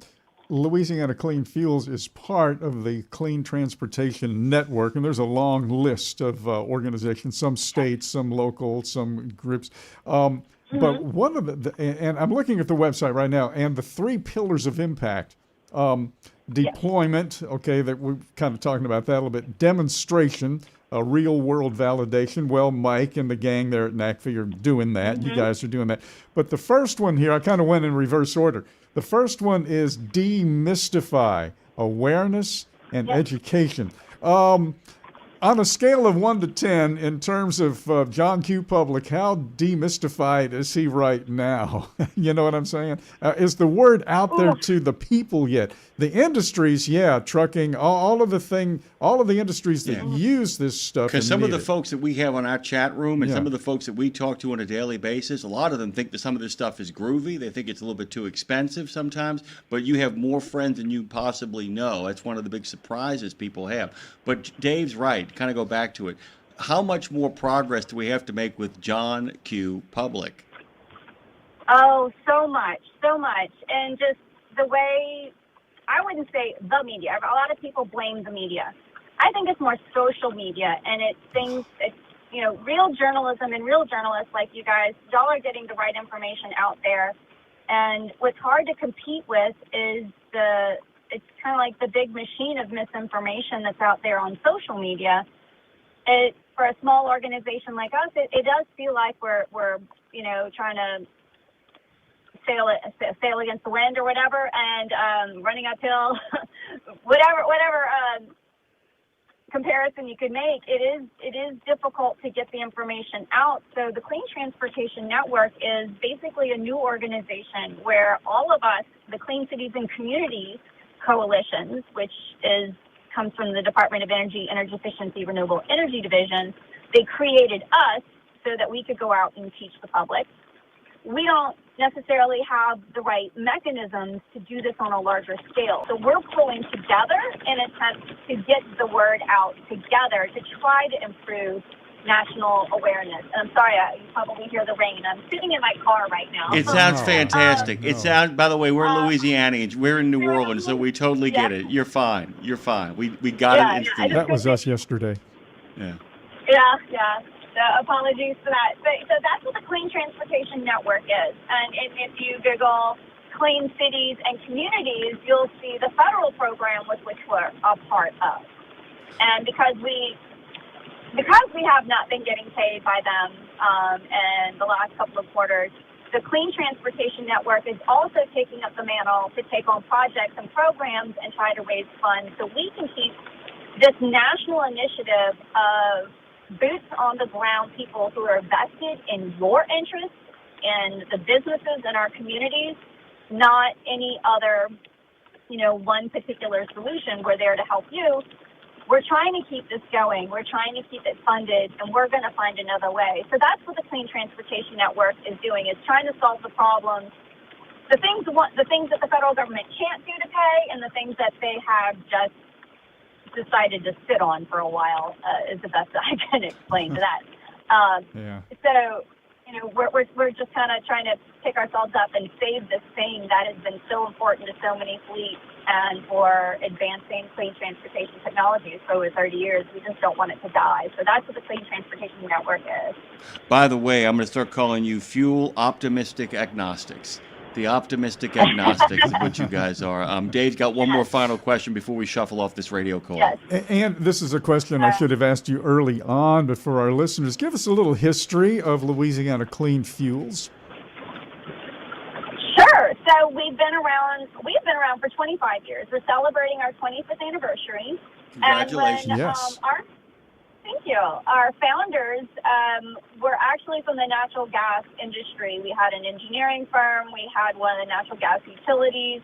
And, natural gas vehicles were new. And they were trying to get projects up and going in the area, working with the community, teaching them about doing this all on their own, just as part of their regular jobs. And this new thing called Clean Cities was popping up.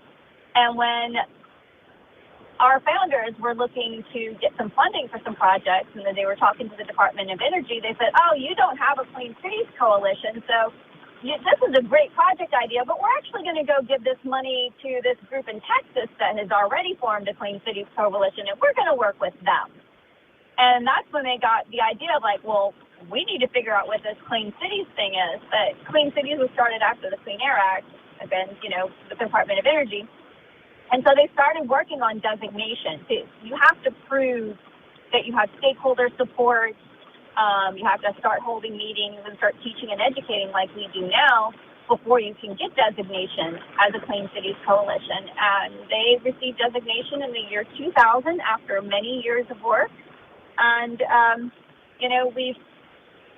back then, natural gas was the most popular fuel, and that's mostly what people wanted to learn about. And that was the heyday back in the Recovery Act. We got lots of federal funding, and it's just kind of grown from there. We started off serving the 5-parish original non-attainment zone around East Baton Rouge, West Baton Rouge, and such. And when I came on board in 2012, we were in the middle of the process of expanding to the rest of the state. So about 2013, we changed our name from Greater Baton Rouge Clean Cities Coalition to Louisiana Clean Fuels and took on the rest of the state, except for the area covered by our sister coalition in New Orleans, the Southeast Louisiana Clean Fuel Partnership, which is hosted in the Regional Planning Commission offices over there. Ann, we're out of time. We can't thank you enough for making time. Congratulations on 25 years, and everybody over here is rooting for 25 more. The optimistic agnostic has joined us this morning. Thank you so much, Ann. I hope you're okay. Be safe. Be well. Thank you so much for the call. And guys, everybody can hear the rain in the background. So everybody, if you're out there in that kind of inclement weather, make sure you do what Ann did. Pull over. Pull over if you can't make the journey. Our journey continues for the next hour. Friend of the show, Ike, is going to be coming in here. He's not a bonehead trucker. He's the bonehead trucker. We'll be right back.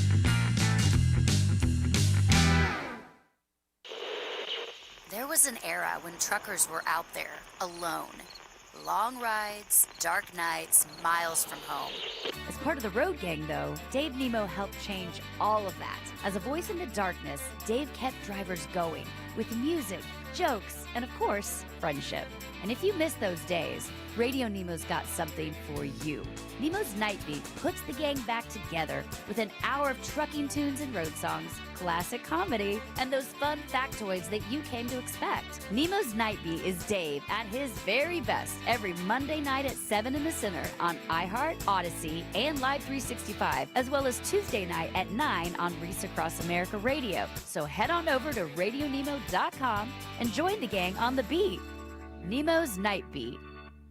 The mission of Wreaths Across America is unwavering, remembering our fallen heroes, honoring those who are currently serving, along with their families, and most importantly, teaching the next generation about the value of freedom. And you can join our mission with a $17 donation that sponsors a fresh Maine Balsam Remembrance Wreath. Each wreath will be laid in honor of a veteran who gave the ultimate sacrifice for our nation. To sponsor your wreath, please visit wreathsacrossamerica.org. That's wreathsacrossamerica.org. We've reached the final hour, the post trip on Nemo Nation. Take it away, Phone Master Dre. We sure are, and I sure will. This is Nemo Nation in the final hour from Fastport Studios. Dave Nemo, Jimmy Mack, hello. He's looking at you, kid. Back at you, sir. Good morning, Dave. Fast. Mm-hmm. Wow. I mean, the Fastport Studio Yeah. is fast, man. Yes. We go through this. We rumble, bumble, and thought? stumble our way, of course, into your Monday. Welcome to Monday, by the way. Momentum Monday. Let's start calling it that because that's what the whole show is designed for, to give you a little bit of a kick in the pants, to get you a little further on down the road, to make those first couple of hours go by as fast as they possibly can. You know who else is dedicated to things moving fast, huh? Who likes things moving fast, who gives people short bits of information, sometimes long form, sometimes short form, sometimes all forms, all kinds, both kinds. Ike Stevens from Bonehead Truckers. Would you care to do the intro, Dave? I thought that's who you meant. Ike Stevens from Bonehead Truckers, indeed.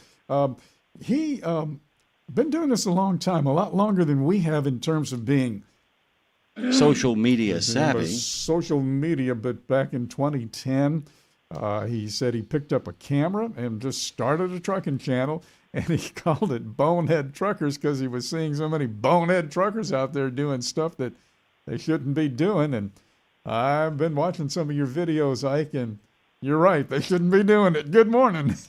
Good morning, y'all. Good morning, everybody. I appreciate y'all having me on. Yeah. I mean, well, when I first started driving, we didn't have all the, we didn't have YouTube and social media and everything. And I remember I was in trucking school one time, and we stopped behind this little gas station, and there was a pea jug right there. And the instructor says, you know what? That's what you have to look forward to. It's D's everywhere. And I didn't understand the reason why we had to accept it instead of like, you know what? I understand that drivers have to do what they have to do, but I understand that we also have trash cans, and we could utilize those instead of just setting them out, for the public to see. And just it's terrible. So that's kind of the fundamentals of the whole bonehead truckers thing, because I think when people see bonehead truckers, they see the headlines, they may see a wreck, they see this, that, and other. And that's okay, that's part of it, but I think one of the things I've always preached on is that we should kind of self-police and just do better as drivers. If we want more respect, we need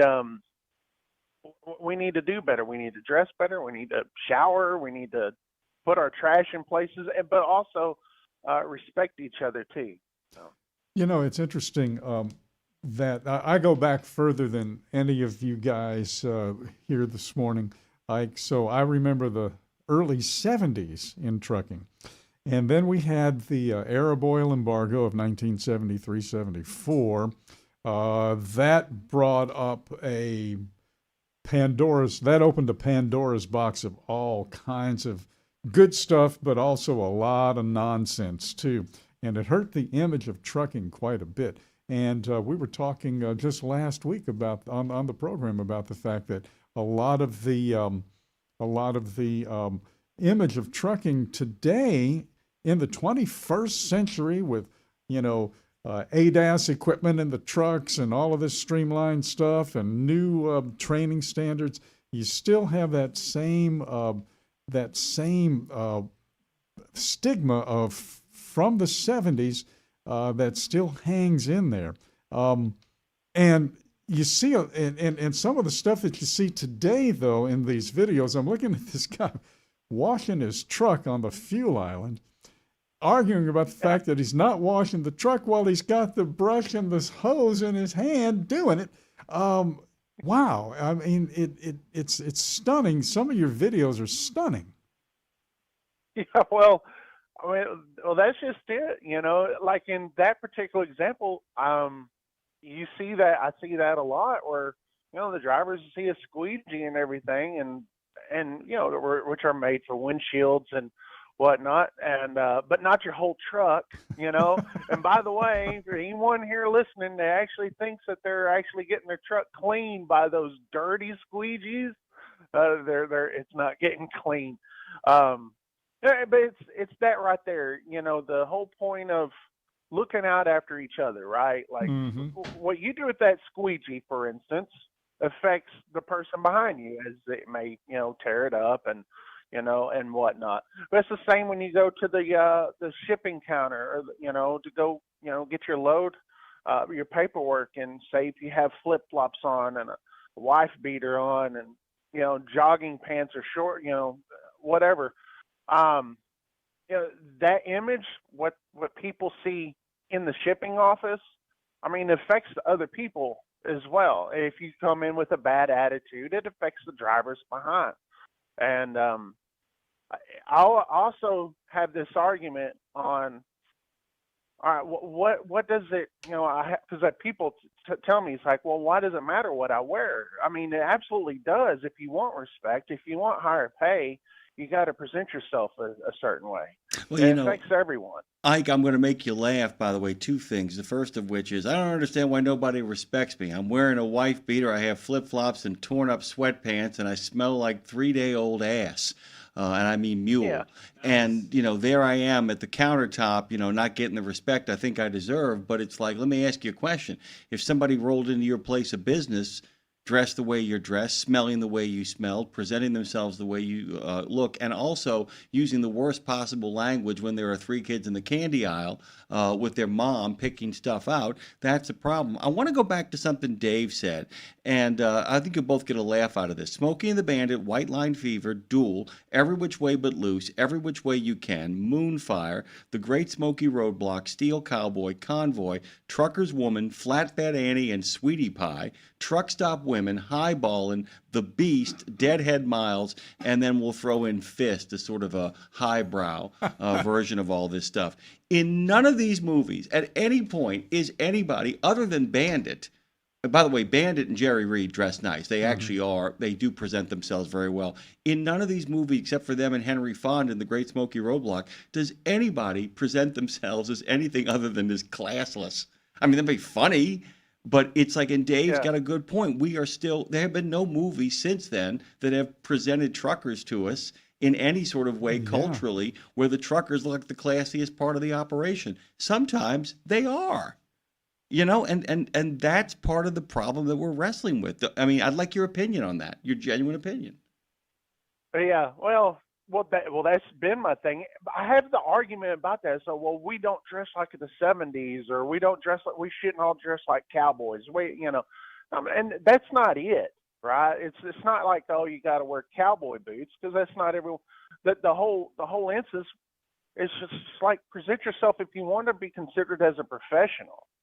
Like, wearing flip-flops to work is not professional, you know, unless you just have a job in your house where no one sees you, you know. Unless you're Jimmy Buffett's former manager. At that point, you can probably get away with it. That's actually on brand at that point. It's true. I'll tell you what. You walk around at, say, Mid-America Truck Show or any truck show, you walk around and you see all those professional drivers, because hey, that's where they all go. How many flip-flops do you see? How many of the pajama bottoms do you see? But then when you go to the shippers and receivers, when you get out there and you see a lot of the people that don't take pride, those are the ones that don't go to those truck shows, right? And so if that's all you attend is truck shows and stuff, you may not see it. Step out there, you know. I'm not saying at a truck stop, because truck stop, you know, maybe someone's taking a 34-hour break or whatever. But, you know, try to see if you could go into a shipper and receiver, you know, or just watch my videos. I'll just show you, and you'll just see it. You'll see it all the time.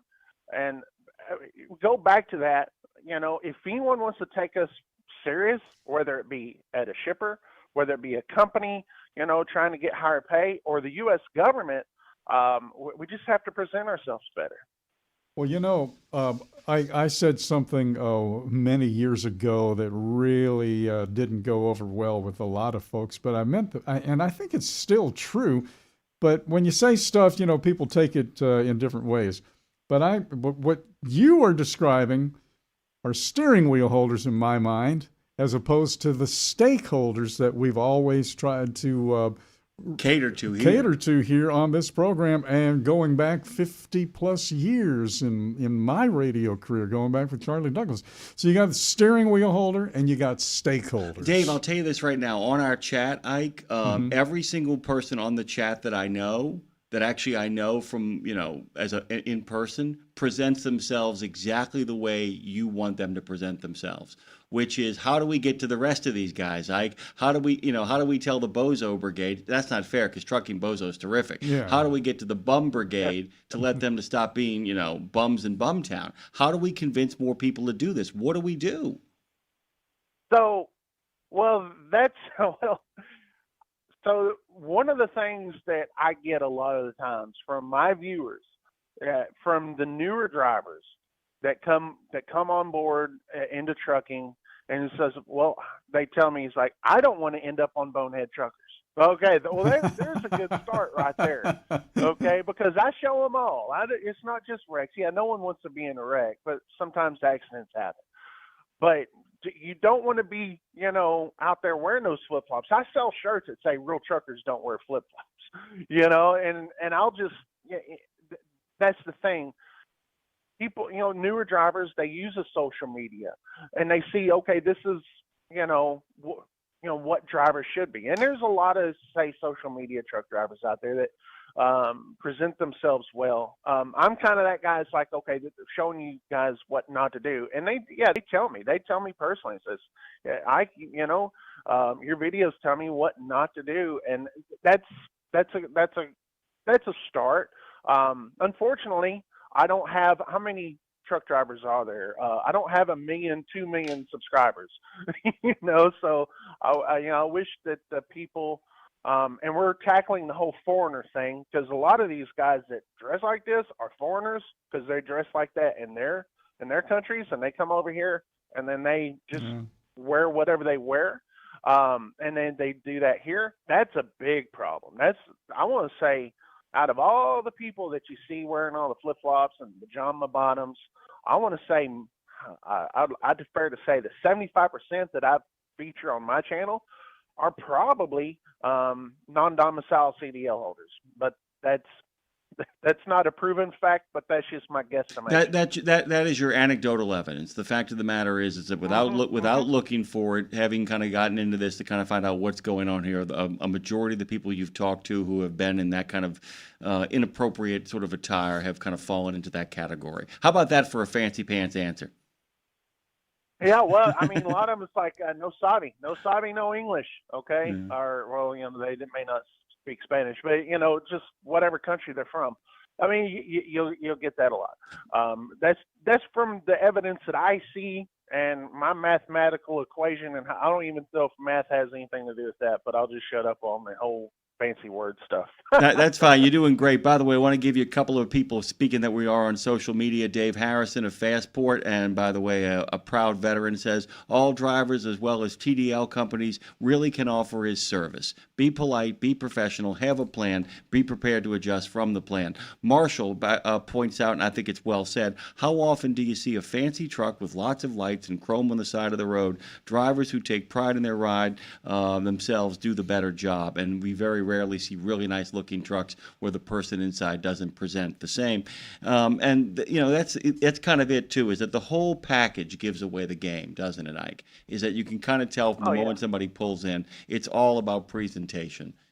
From the way the tires look all the way upward, right? Yeah, you look at that dash, and if you see a lot of trash on that dash, Funyuns. Just imagine what's going to step out of that truck. Ike, what do you? I mean, I always ask this. And by the way, everybody should subscribe to the. Wait! I don't put any trash on my dash because there ain't no room for my foot. Dave Nemo just sent about a couple of 100,000 truck drivers into apoplexy. Ike, we're going to run out of time here. I want to make sure. Tell everybody where they can subscribe and where they can be part of the larger conversation. Yeah, Bonehead Truckers on YouTube. That's the main route. I'm just kind of a video guy, but if you really want to go the in-depth conversation outside of just YouTube, I'm on X, Bonehead Truckers. Without the E, they only allowed me to have so many letters on there, so without the E on the end. But Bonehead Truckers on X. I am on Facebook, but I just kind of post pictures there. I guess that's about all I do on Facebook anymore, but yeah, mainly YouTube and X. Those are the places. I'm on X. Like, I try to be there every day, but sometimes I got to take a day off this social media stuff. By the way, that is a healthy approach. I don't know if you saw Dave or Ike. I don't know if you guys got a chance to check it out. They had a big story on CBS about a school that got ahead of the curve. New York banned all social media, all phones inside of their high schools, and one school was already a year into the experiment. The change in the attitude of the students is remarkable, and picking a day to get the hell off of social media is one hell of a way to kind of get your life back in order. Well done, Ike. Those of us who actually live here know you need a break from it. Thank you so much, man. Please, by the way, post this interview on X when we release it, okay? We will. Hey, appreciate y'all having me on again. Thank you, Ike. We're going to have Ike drop in from time to time. And now that we've kind of established Ike's bona fides, most people know who the Bonehead Truckers' bona fides are. We're going to have him start coming in and tell us about the Bonehead Trucker of the Week or the Bonehead Trucker of the Month. Love that idea. I think it's a really solid idea. Elliot, by the way, says, I'm a retired state trooper, North Carolina, retired CMV inspector. What's this show about? Just found it. Hey, Elliot, good to have you. Welcome aboard. Welcome to Nemo Nation. It is a one-stop shop, a rapid fire, kind of getting you ready for the week, I guess is the best way to describe it. We talk to people both behind the wheel, behind the desk, behind the badge, all across America. And the 8-ball. And behind the 8-ball as well, too. The magic 8-ball, not the other one from the 70s. Dre, give us a little bit of music here. We're going to do a little transition and start our final post-trip descent into madness that is Nemo Nation.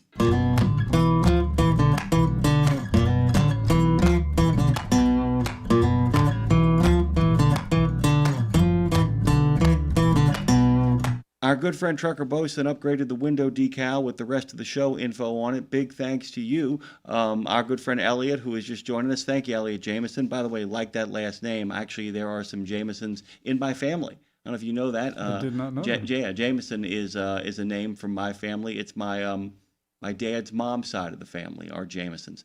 Also, are they related to the Jameson whiskey? Oh family? God, I wish we were. By the way, do you know? Speaking of whiskey, do you know how one of the ways that the Kennedys made their fortune? You're going to say bootlegging, of course, but you know what the bootlegging deal was, right?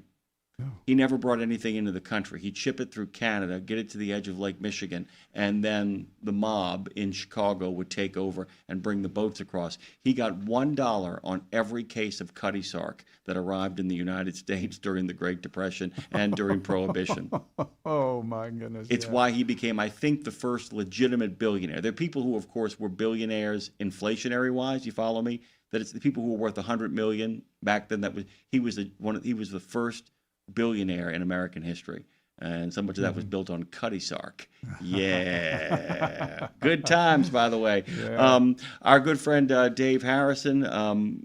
Thank you so much for contributing this morning. Good to see you out there. By the way, Trucker Boson also wanted you to know that he got your microphone logo up on his truck. Yes. By the way, that was one of the most fun things I think we've ever done, along with the Road Gang pin, was figuring out that logo after years of not having nothing. There was a lot of people worked on that. A lot of people gave their input. We ignored those who we didn't like, and you and I went with that RadioNemo logo, which we did, by the way. Yeah. That is that font is originally Magneto, but it was modified to be its own RadioNemo font. Yeah. So RadioNemo has its own font. So it wasn't Magneto, it was MacNemo. It's MacNemo, exactly. MagNemo. By the way, there's a lot of stuff on the docket to talk about. Let me just set this up, though, properly. 615-292-6366. And that spells Nemo, Nemo. So what is on your mind? Except that reminds me of a guy who called me once and says, Dave, please stop giving out phone numbers with letters in them. I can't see them on this little phone. Yeah, 615-292-6366. So what would you like to dig into first? There's the a lot of stuff. BHTW.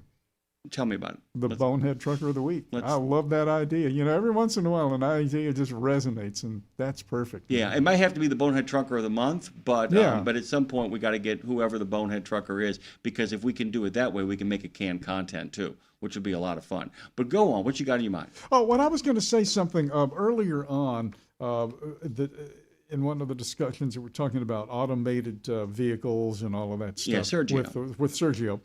And they learn, and they learn fast. The difference between machine learning and human learning is they learn and they do not forget.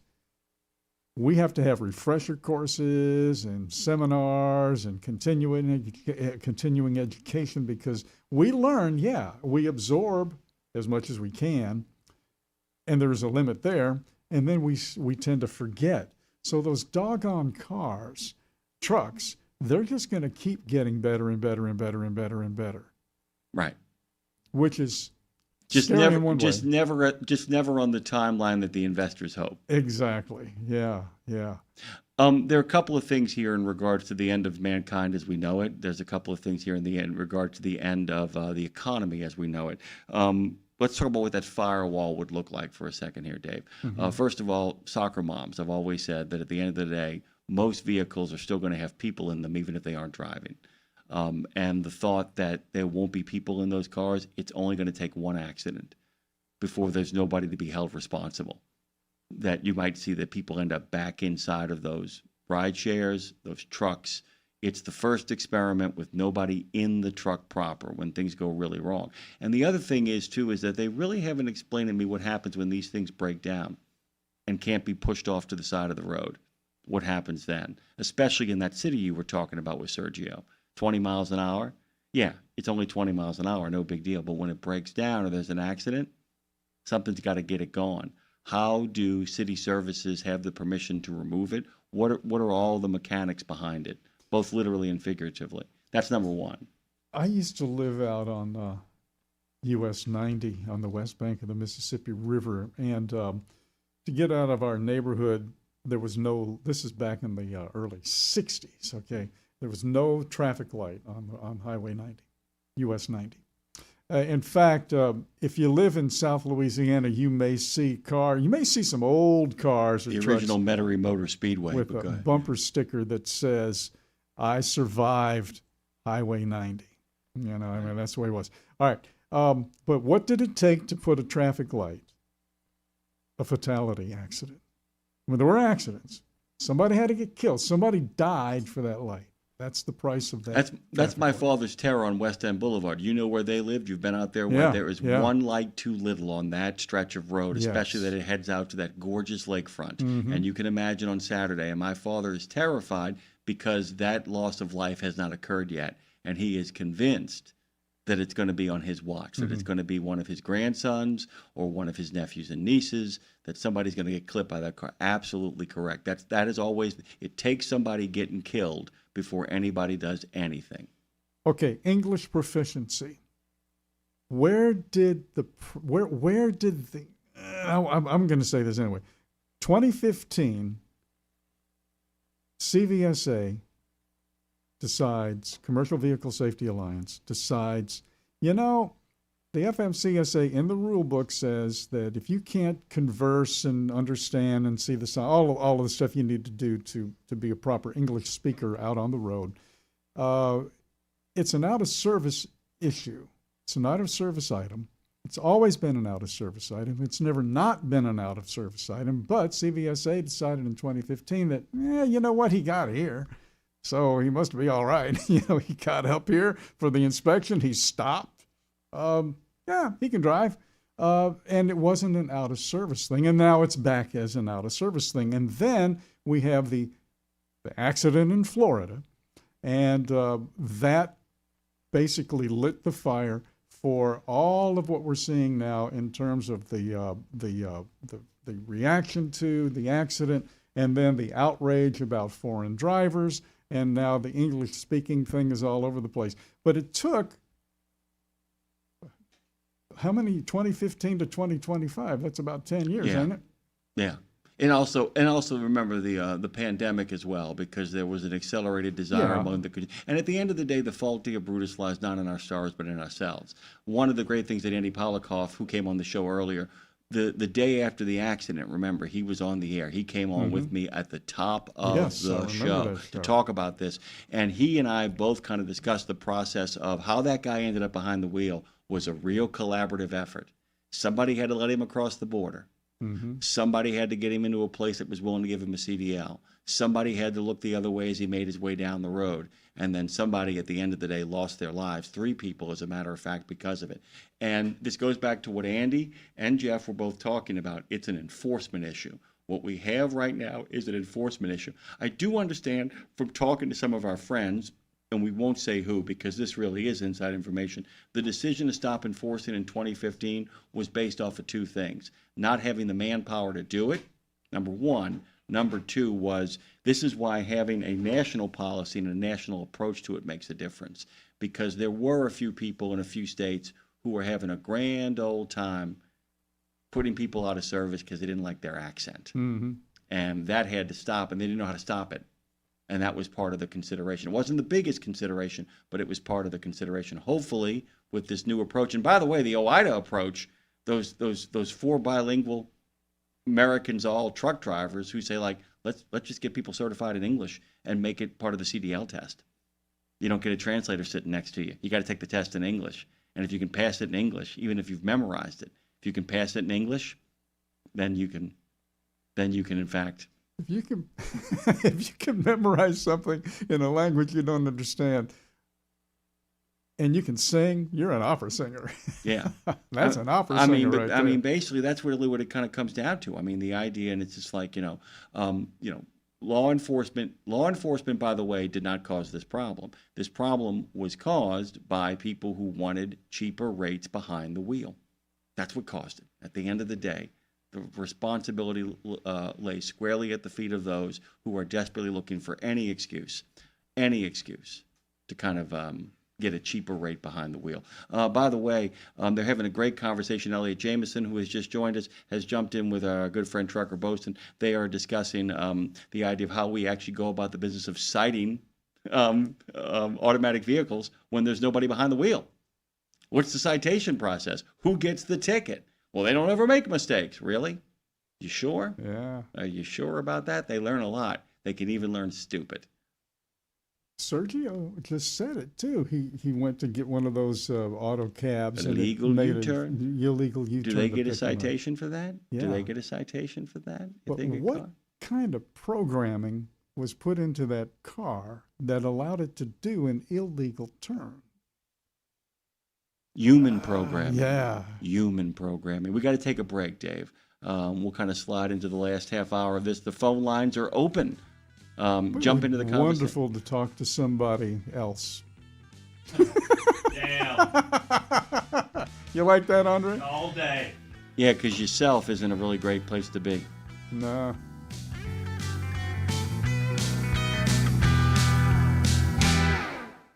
You know Castrol for passenger car oil and racing, but did you know that they're in the heavy-duty over-the-road market? Well, Castrol CRB Multi 15W40 and Vecton Long Drain 10W30 are now available at TA Truck Service Centers nationwide. This is the partnership in preventive maintenance. TA Truck Service and Castrol, offering you premium products and performance at great price points every day. Castrol, performance for the long haul, guaranteed.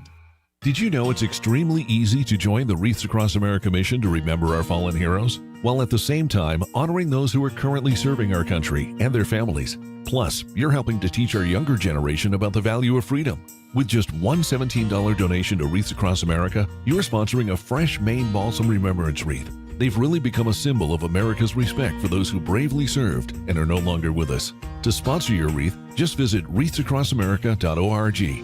That's wreathsacrossamerica.org.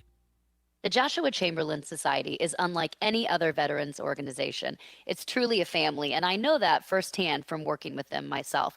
Their mission is to make wounded veterans and families of deceased veterans feel the support and appreciation of their community for life. Our veterans' injuries are permanent, and so is the JCS support. From monetary assistance like paying utility bills or college funds to helping our heroes find purpose, JCS is a family that surrounds and supports the heroes who have sacrificed so much. Learn more and make your donation at chamberlainsociety.org. That's chamberlainsociety.org. Exceptional value and exceptional values. That's Bennett Trucking. A core commitment of faith, family, and freedom has driven Bennett to being the leading provider of innovative, integrated transportation solutions, both at home and abroad. Bennett's values are not just compatible with providing high-paying jobs and unmatched customer service. They're inseparable. If you're looking for an employer or a partner who believes the best business model is being a model citizen, then Bennett Trucking is the place for you. Go to BennettIG.com and find the folks who share your values. Buckle up, because we're merging back into traffic on Radio Nemo's Nemo Nation. Bruce Almighty, by the way, gave you a shout out, Dave, on your last second shot at me. Good one, Dave. Elliot Jameson says, I want to call in. What do you guys want to talk about? Whatever's on your mind, Elliot. That's how this usually works right here. We'll get to Marshall here in a second. And Trucker Boaston says, I'm not talking to myself. I'm having a staff meeting. Well done. Well done. Welcome back, of course, to Nemo Nation. Before we jump over to the phones and talk to Marshall, Dave has got a little bit of a get that he wanted to share with us. I just had a laugh. Steve Elliott was with us a little bit earlier from Arizona DOT. He is the Assistant Communications Director of Public Information. We were talking about the scams, that are going around everywhere, telling people that they owe money for tolls they didn't pay in Arizona, and Arizona has no toll roads. So they have a website. Nor does the I-10, period. Yeah. The I-10 has no tolls. Let's make this really clear. I-10 okay, is go ahead. a non-toll road. So it's az.gov/scams. So I go there, and it's so funny because you have to verify you're human. You got to check that little verify you're human box. And I know, there you go. Perfect. Sign of the times. Perfect. Sign of the times. You don't get to jump in here and be a part of this conversation and plunder Raiders for the information you need, because you know that there are what I call mischievous scam artists and hackers out there being like, it'd be really funny is to hack the scam website. Yeah. We're going to go to the phones here. We got Marshall calling from Missouri. Anybody else wants to call, drop on in. Hey, Marshall, good morning. Good morning. Dave, I wanted to clue you in on the English proficiency deal I used. I was pulling up to the Border Patrol checkpoint in Uvalde, Texas last week, and I had the window down. As the agent started to walk up to the window, I started reciting the Gettysburg Address, and he about fell down laughing. I just wanted to make sure you know I was English proficient. I love it. And I memorized that in like junior high, so it's amazing that I don't remember the whole thing, but I remember the beginning of it 7 years ago. So Whoa. it's You have a memory like an autonomous vehicle, man. You never forget. Yes, I do. If you'll read back through when you said about learning, some of us never learn. I'm twice divorced. Oh, I'm reading that now. I see it right here. Yes. Okay. Yes. So, but I haven't gone for the third one, and I don't think I will. So, but you guys have a great day. I really enjoy the show. Oh, thank you so much, Marshall. Thanks for making it better, man, as always. Marshall Platter. Yeah. Is somebody else on the phone? Not at the moment, sir. Okay, so it's just up to me to sit here and talk then, right? Okay, well, I can do that. One of the things, too, that I picked up, not from her, but when Ann was with us on the program just a few moments ago, from Louisiana Clean Fuels, Ann Vale, it's talking about cities, and you're talking about the states, and then you have the overriding federal governments and, all of the people and programs. I sense, Jim, I don't know why, but I seem like there's a real rivalry, and I don't mean just what's going on right now in like in Oregon and places like that with National Guards and all of that. I'm talking about just down to the basics. It seems that somehow or another a rivalry has built up between cities and the federal government. Not so much between cities and states so much, but between cities. States and federal government always had rivalries. I mean, the idea of, 13 colonies getting together, but they're separate, but they're not, but they're independent, but they're not. We have this overriding government, but it's not really, and you have this and I have that, and it's a complicated system.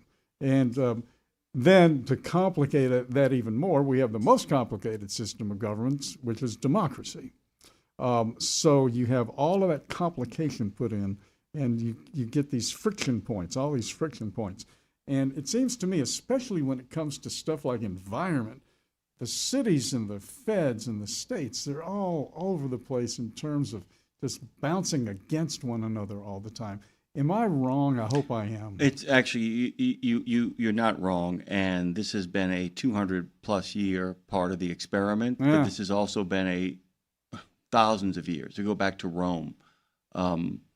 We go back to ancient Rome, where the problem of Rome dictating policy from everywhere, and the deep resentment was always towards Rome, not towards the Roman Empire, towards Rome. It was Rome that was up to all the bad stuff, and all the provinces had to deal with whatever it was Rome was doing.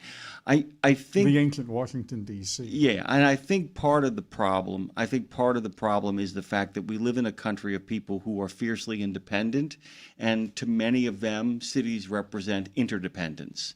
So much of what it means to be a citizen in the polis, in the city, as it were, means having to depend upon other people for services and all that kind of stuff. Whereas me and my pa with a hammer and a saw on my front porch on my 10 acres of land with my shotgun. By the way, I like a lot of those guys. I've lived next to a lot of those guys. I get it.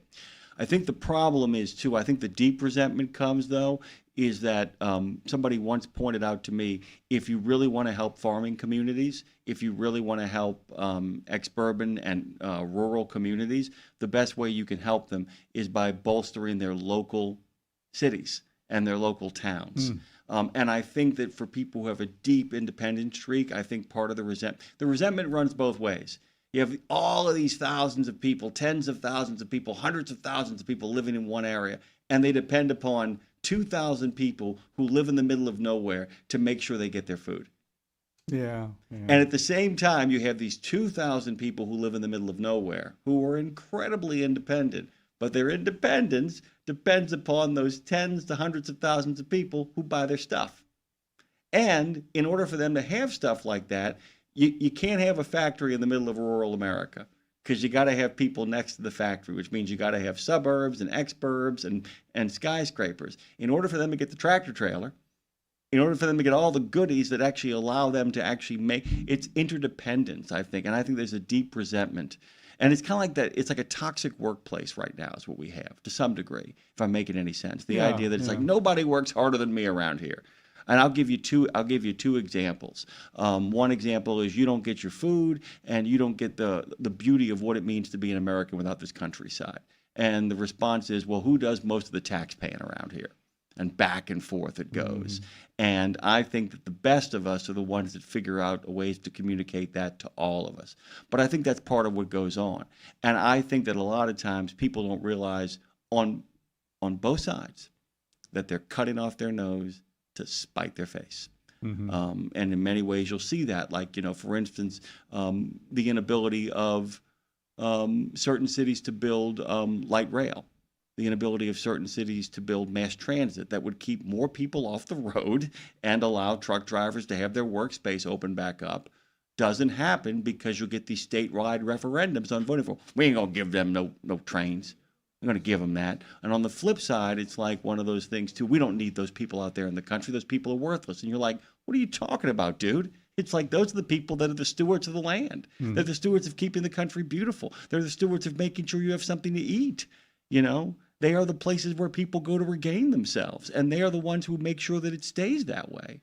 And I think that's, I think that's part of it as well, too. And one of the things Marshall points out, I get it, Marshall, that cities that ignore federal law, but let's face it, there's a lot of counties out there that are purely rural that when the people they don't like are in power, they ignore federal law and to set themselves up as sovereign. I'm a sovereign sheriff of the Constitution and all that stuff. And then you have mayors who are like, we're a sanctuary and, we are an independent island unto ourselves. And all of that stuff is, how about everybody take a deep breath of oxygen? You asked. That's my best guess at it. I think it's a great deal of resentment of the fact that we all actually depend on each other, and we got to work this out, and that's part of it too. But I felt bad for our friends from Louisiana, Ann Bale, that we talked to, which was really cool to get a chance to talk to her because, like I said, there are two kinds of people who are in this sector. There is the eat the broccoli crowd, and I have no love of them. You deserve it. Have a tofu burger. And if you hate it, good. You're supposed to. Have you ever had a tofu? Yeah, I have, and I never want. I don't want to talk about it. Yeah. I want is that what's it called? The Impossible? Is it that? Oh, I've had one, and people are like, oh my God, it's just like that. And then you have the real thing and go, no, it's not. Yeah. Like that great episode of Parks and Rec when when Ron Burgundy gives Rob Lowe a real burger, and he's like, never mind, this is better. He makes his perfect turkey burger, and Burgundy's like, nah, it's just a bun, pickles, mustard, and meat. And he's like, oh, my God, why did I ever doubt that? Yeah, no. I don't want an Impossible Burger, and I'm not going to enjoy an Impossible Burger. I don't want to suffer through an Impossible Burger. No Impossible Burgers. I want some phone calls at 615-292-6366. Let's go to the phone, shall we, Dre? Who we got? Yes, sir. Trucker Bosun. Good morning, sir. Good morning. Good morning. Hey, Jimmy, last week you guys were talking to one of the guests and about how flatbed is taking off because of all the construction with all the new AI sites going up in like remote areas. Yeah. So it's got me thinking, well, with all these sites going up, we're going to need people to run them, right? Right. So housing construction is going to go up, but with all those new people moving out to these remote areas, they're going to need food. They're going to need stuff like that. So my industry should see a pretty good rise too once all these centers start getting occupied with new employees. Maybe and this is where, by the way, the feds really do play a major role and state governments play a major role because you've got to set up the infrastructure for it. That's always that's the kicker. And by the way, he's right, Dave. It's such a good point. The idea that if you build an AI center, and the biggest growth around AI centers a lot of the time, just like at El Paso with the shipping at the border at El Paso, is security. You need security services big time because if those things get raided or destroyed, you got a problem. You got a serious problem on your hands. So you need people out there, right? And you need houses out there, and you need food for those people to eat. Here's the question. That changes the infrastructure around there because you need exit ramps and you need spikes and you need roads that kind of wind their way through those new suburban areas. You can see them, by the way, out in, if you're going to the airport in Denver, you can see them. You can see these kind of out of nowhere sort of little hamlets with like food centers pop up in the middle of them, in the middle of nowhere. I do think, but it's going to be how they handle that stuff, how they handle the infrastructure building. Does that make sense? Well, and I'm looking at it too, aside from the infrastructure, it's also going to open up new freight lanes because these are remote areas that don't usually get a whole lot of freight. But with all the building, it's going to open up a lot more freight lanes for us to run freight to, which is going to add to the market for a number of loads available. Yeah, and by the way, you're right. It was Dean Croak and I that were talking about it, and we kind of said for the first time in a long time in this country's history, we might start saying, go west, young man. Because if in fact, and this is the other thing too, and like I said, this is why the all of the above approach does work to a large degree. And by the way, as you can tell, I'm a guy who just wants to throw the kitchen sink at a situation. And you can see where if you have, in fact, these AI centers, while you're going to want to have we got to come up with a different term than alternative energy because that reeks of broccoli, doesn't it? It just reeks of broccoli when we say it. All kinds of ways to gas this stuff up.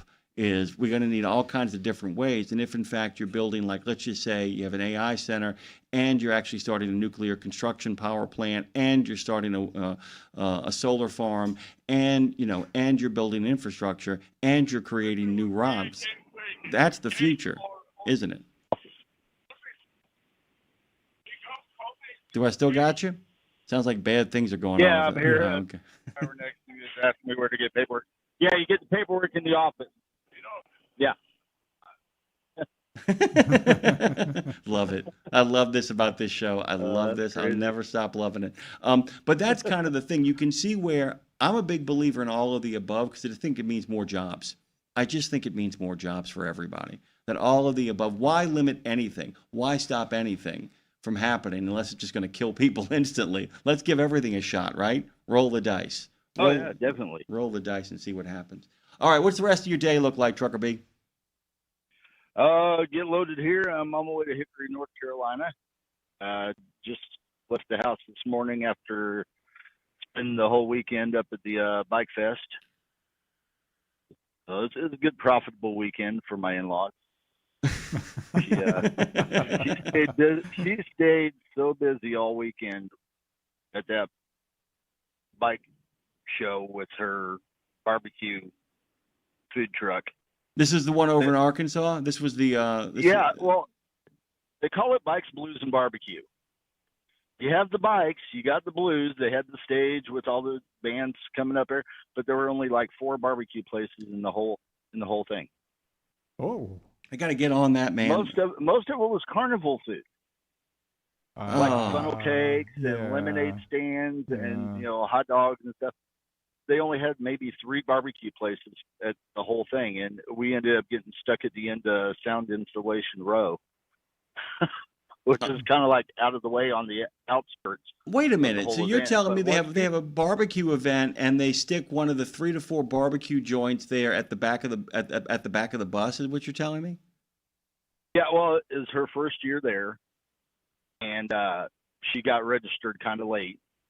So they ended up putting her down where they were doing the sound installation systems on all the motorcycles. And it's like maybe a block away from the main event. But once the word started getting out about how good her barbecue was, Friday and Saturday, people just started coming down in droves. It was great. The first 2 days before people actually knew she was there, it was a little slow. But then Friday and Saturday, everything just exploded. So she probably made 75% of her profit on Friday and Saturday alone. Let me On tell the you last 2 something. days of the event. If I was planning an event called Blues, Bikes and Barbecue, or Bikes, Booze and Bar, whatever the heck it is, and barbecue was a part of it, I would actually make sure that I went out and tried to find some really good barbecue trucks and ask them if maybe they wanted to come by and make a good pitch to kind of incentivize them to come down. They're learning though. I'll tell you this: we got some great footage from Dave and Gina Harrison, who sent us some great stuff about what went on that weekend, and it sounds like an absolute blast, Trucker Boastin. Keep us abreast. And by the way, it was amazing. New pictures. I need new pictures of what you've done to your cab now, because I want to get those shots in there of that whole thing with the microphone. I sent it to you, Tara, Lindsay, and Andre on a messenger. Fantastic. And then I also posted it on Facebook. Thank you, Trucker Boastin. An original member of the reconstituted road gang, Trucker Boastin, joins us this morning here on Nemo Nation. Thank you, sir. Be safe out there. All right. Thanks a lot, guys. Enjoy the rest of the day. Thank you, man. Trucker Boastin. What else you got? There were some other things you wanted to talk about. Anything else that was kind of... I got a couple of things myself, but I wanted to make sure we cleared your docket off. Next time we have Steve Elliott out there, I want to ask him about the wrong way detectors for the interstates. That's where I first started hearing about that years ago. And they spent millions of dollars out there keeping people from entering interstates from the exit ramps and stuff like that, you know. It's amazing to me. A couple of things that I kind of want to talk about, and I wanted to talk about hair testing. I wanted to take a moment to talk about hair testing. I'm going to go back and dig into the information again, because I remember when it first started coming up, it was a problem. I'm not going to lie. I mean, I know, you know, he's reassuring us, but you notice he said that it never was. It was a problem. There was a very famous case of a number of African-American police officers who failed the cocaine part, tested clean for everything else, and failed the cocaine section of the testing. And they were desperately trying to show that that there was a bias in the test. I don't mean like a bias, but I mean literally a different chemical that was showing up the same thing. I'd like to go back and look at that and see if in fact that's been rectified, or if how they've kind of talked about that problem, because the science against it was pretty strong. The other big concern about hair testing, and by the way, like I said, they can rectify that problem inside of it. I'm much more willing to kind of have that conversation. My problem with it is, and I think a lot of people don't realize this, do you want somebody picking your hairs off the floor and testing them? No.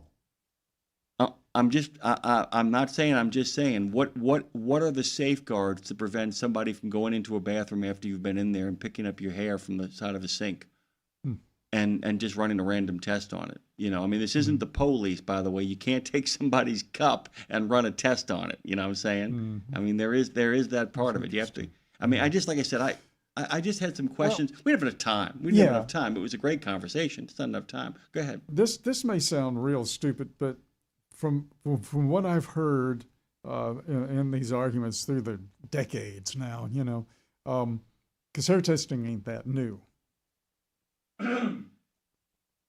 Urine testing obviously ain't that new. Okay, so you take a urine test. Okay, so you go, you get off shift, you park the truck, you go home for the weekend, you have a couple of beers while you're watching the game, and then on Monday morning you come back out, right? If you did the same thing and smoked some marijuana on Friday afternoon or evening, you got back up on Monday morning to go out, same thing in terms of pure effect. In the case of the latter, you're in trouble. Exactly, because they can't pluck out a hair from your head and say, you had a 6-pack of beer on Friday, didn't you? That ain't going to happen. But they can do that. You smoked a marijuana cigarette joint Friday evening. Now, my problem is, but what if you are what if you are on real drugs? You know, meth and cocaine. Well, that's what hair testing heroin. can do. That's what hair testing can do. So if you could tell me that you can test my hair all you want, but marijuana is not going to be on in other words, it won't see marijuana, but it'll see fentanyl, heroin, cocaine, whatever else is out there. I'm good with that. Yeah, and by the way, I have two takes on this, and I'd love your take on my two takes. The first take is we've got to get something resolved in regards to under the influence. The heavy drugs, if it's in your hair, you're done. Meaning, like, I don't care if you're not on cocaine right now. If it becomes apparent from testing your hair that you're on meth, fentanyl, heroin, cocaine, I don't care if you're not on it right now. I don't want you on the road. Period. I understand that. We've got to figure out some way to be able to test people for under the influence of marijuana on a regular basis, if I'm making any sort of sense. But until we do... No, I don't understand. So much testing for marijuana is testing of urine, which means you could have smoked it a month ago and you're going to come up positive. There's a chance of that, okay? I would like some test to be able to test to see if somebody's under the influence of marijuana immediately. Like a cognitive test? No. Under the influence of marijuana, the same way you have a breathalyzer. We got to figure out something that allows that kind of testing. Immediately under the influence. Are you following me yet? Oh, I understand the you principle. You were pulled over. Yeah, How are we going to test you for that? Okay. But I don't know. Is there a mechanism for that? But here's what I'm going to say about that. There isn't, by the way, or at least there isn't one that isn't prohibitively expensive. Okay. Until then, too bad. Them's the rules. You know what you signed up for. And Sure. I hate to put it that way, but them's the rules. You know what you signed up for. I wish things were different. They're not. I really do. I really do wish they were different, but these are the rules. It's kind of like Elliot Ness's great line at the end of Prohibition. What are you going to do, Mr. Ness, now that they've outlawed Prohibition? He goes, probably have a drink. Yeah. I mean, that's simple. I mean, I understand. And that, you know, I want them to be more fair about this, but until they can be more fair, that's life. If you want to drive a truck, you can't smoke Mary Do You Wanna, period. I mean, that's it. And I wish that was different. I really do, because there are people for whom it's medically sound.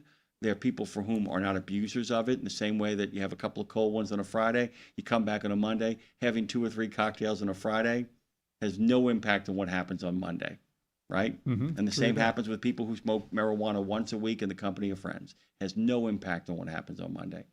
But until they can figure out a way to test it differently, them's the rules. I think that's the safest way to go. Yeah, I think it is too. I wish it wasn't. I hate to use the word safe. Yeah, but I wish it was. Yeah, I do. I know. Safety.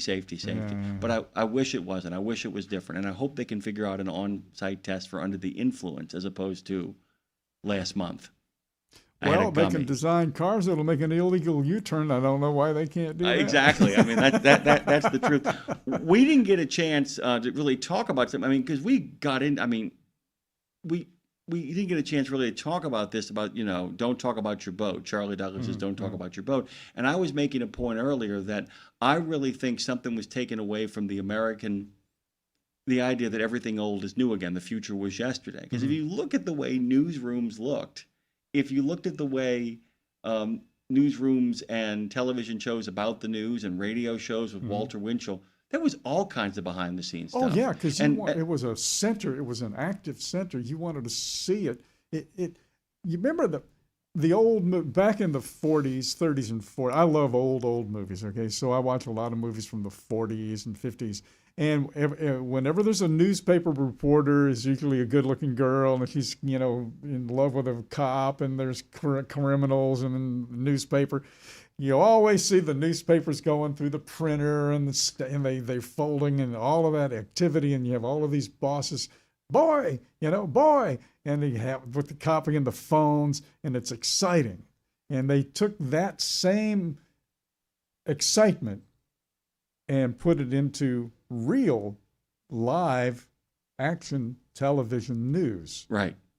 To recreate that. So the thing is, think about the fact that our last memories of Walter Cronkite is that coat never coming off, right? Right. Our memory is of him being behind that desk. I mean, he still had that great sort of sideways arm on the table slouch that he made so famous. But the early versions of him is no coat on. A top button unbuttoned, tie a little bit loosened, glasses that he would actually play with. He's not a celebrity. He's not a celebrity. He's a working man. He's a working man, and that goes back to my baseball thing. That I've always said that in the 50s and the 40s and 50s and 60s, when somebody went to a baseball game, let's just say that you sat in the second or third row on the first base or third base side. Nice seats, good seats, great seats. there's a good chance that you were making as much, if not more, than the guy who was playing first base, unless he was a bona fide star. I mean, unless it was Joe DiMaggio. There's a good chance that you're making as much, if not more, than the guy on the baseball field. You were watching the news. I mean, there were people like Murrow and people like Cronkite who eventually got wealthy, but tax rates being what they were, it's not as simple as it sounds. I think that what got lost is as those people began to make more and more money because of the Reagan tax cuts, as those people began to make more and more money, they became more and more distant from people. And I think the reason you talk about your boat and the reason you talk about the three-wheeler and the reason you talk about that is that you're reminding these people that you are them. You're not some voice of God, some disseminator of news. There is no more monoculture, as was talked about by our friends from the Found Footage Festival. You know, they talk about the idea of monoculture, this kind of monolithic culture that comes from Oz, New York, and Los Angeles. And I think that's part of it as well, too, that kind of plays itself through. It's all kinds of groovy stuff. By the way, do I have a minute here, Dre, to talk about what tomorrow's show is all about? Ask you that. I was Okay, I was going to kind of shuffle on over to that, too. By the way, of course, the good Pastor John will open our show, as he always does, with a little word from the Bennett family, Bennett trucking family. He'll be kind of dropping in. Maintenance Matters, of course, means our good friend, Mr. Kevin Lindsay, is going to be lean and mean and on the scene. That'll be immediately followed by our friends from Reeves Across America. And by the way, we're asking you, if you work for a carrier that wants to get involved with Reeves but doesn't know how, go to them and tell them to go to reevesacrossamerica.org and find out how they can answer the carrier challenge that's happening over there. Highway to Health. Really important, guys. I mean, I'm asking you to sit up and pay attention because Shay Roberts, the Director of Operations for Testicular Cancer Awareness Foundation, is going to be joining us on the show. Guys, get your balls checked. I'm deadly serious. Get yourself checked out. Some time ago on Breaker Back Talk with Tara, she was asking me about, the different late night AM radio hosts in the early days of old trucking radio. Fred Sanders out of Chicago, Interstate Radio Network, he had testicular cancer. And he made it public, didn't he? Yeah. He made it sure public. did. And I think he probably helped a lot of Americans out there escape what he had to go through. We got to get out of here, Dave. The time has now come to an end here on Nemo Nation. Guys, don't forget to go to YouTube and subscribe. If you're listening on YouTube and you haven't subscribed yet, what's wrong with you? If you're out there listening and you're subscribing and you're not telling people to subscribe, what's wrong with you? Well, I know what's wrong with you. You're a member of the Road Gang. We forget a lot of stuff, but AI doesn't. Let's get an edge on AI. That's it, Dave. You're done. Great job today. Muchas gracias.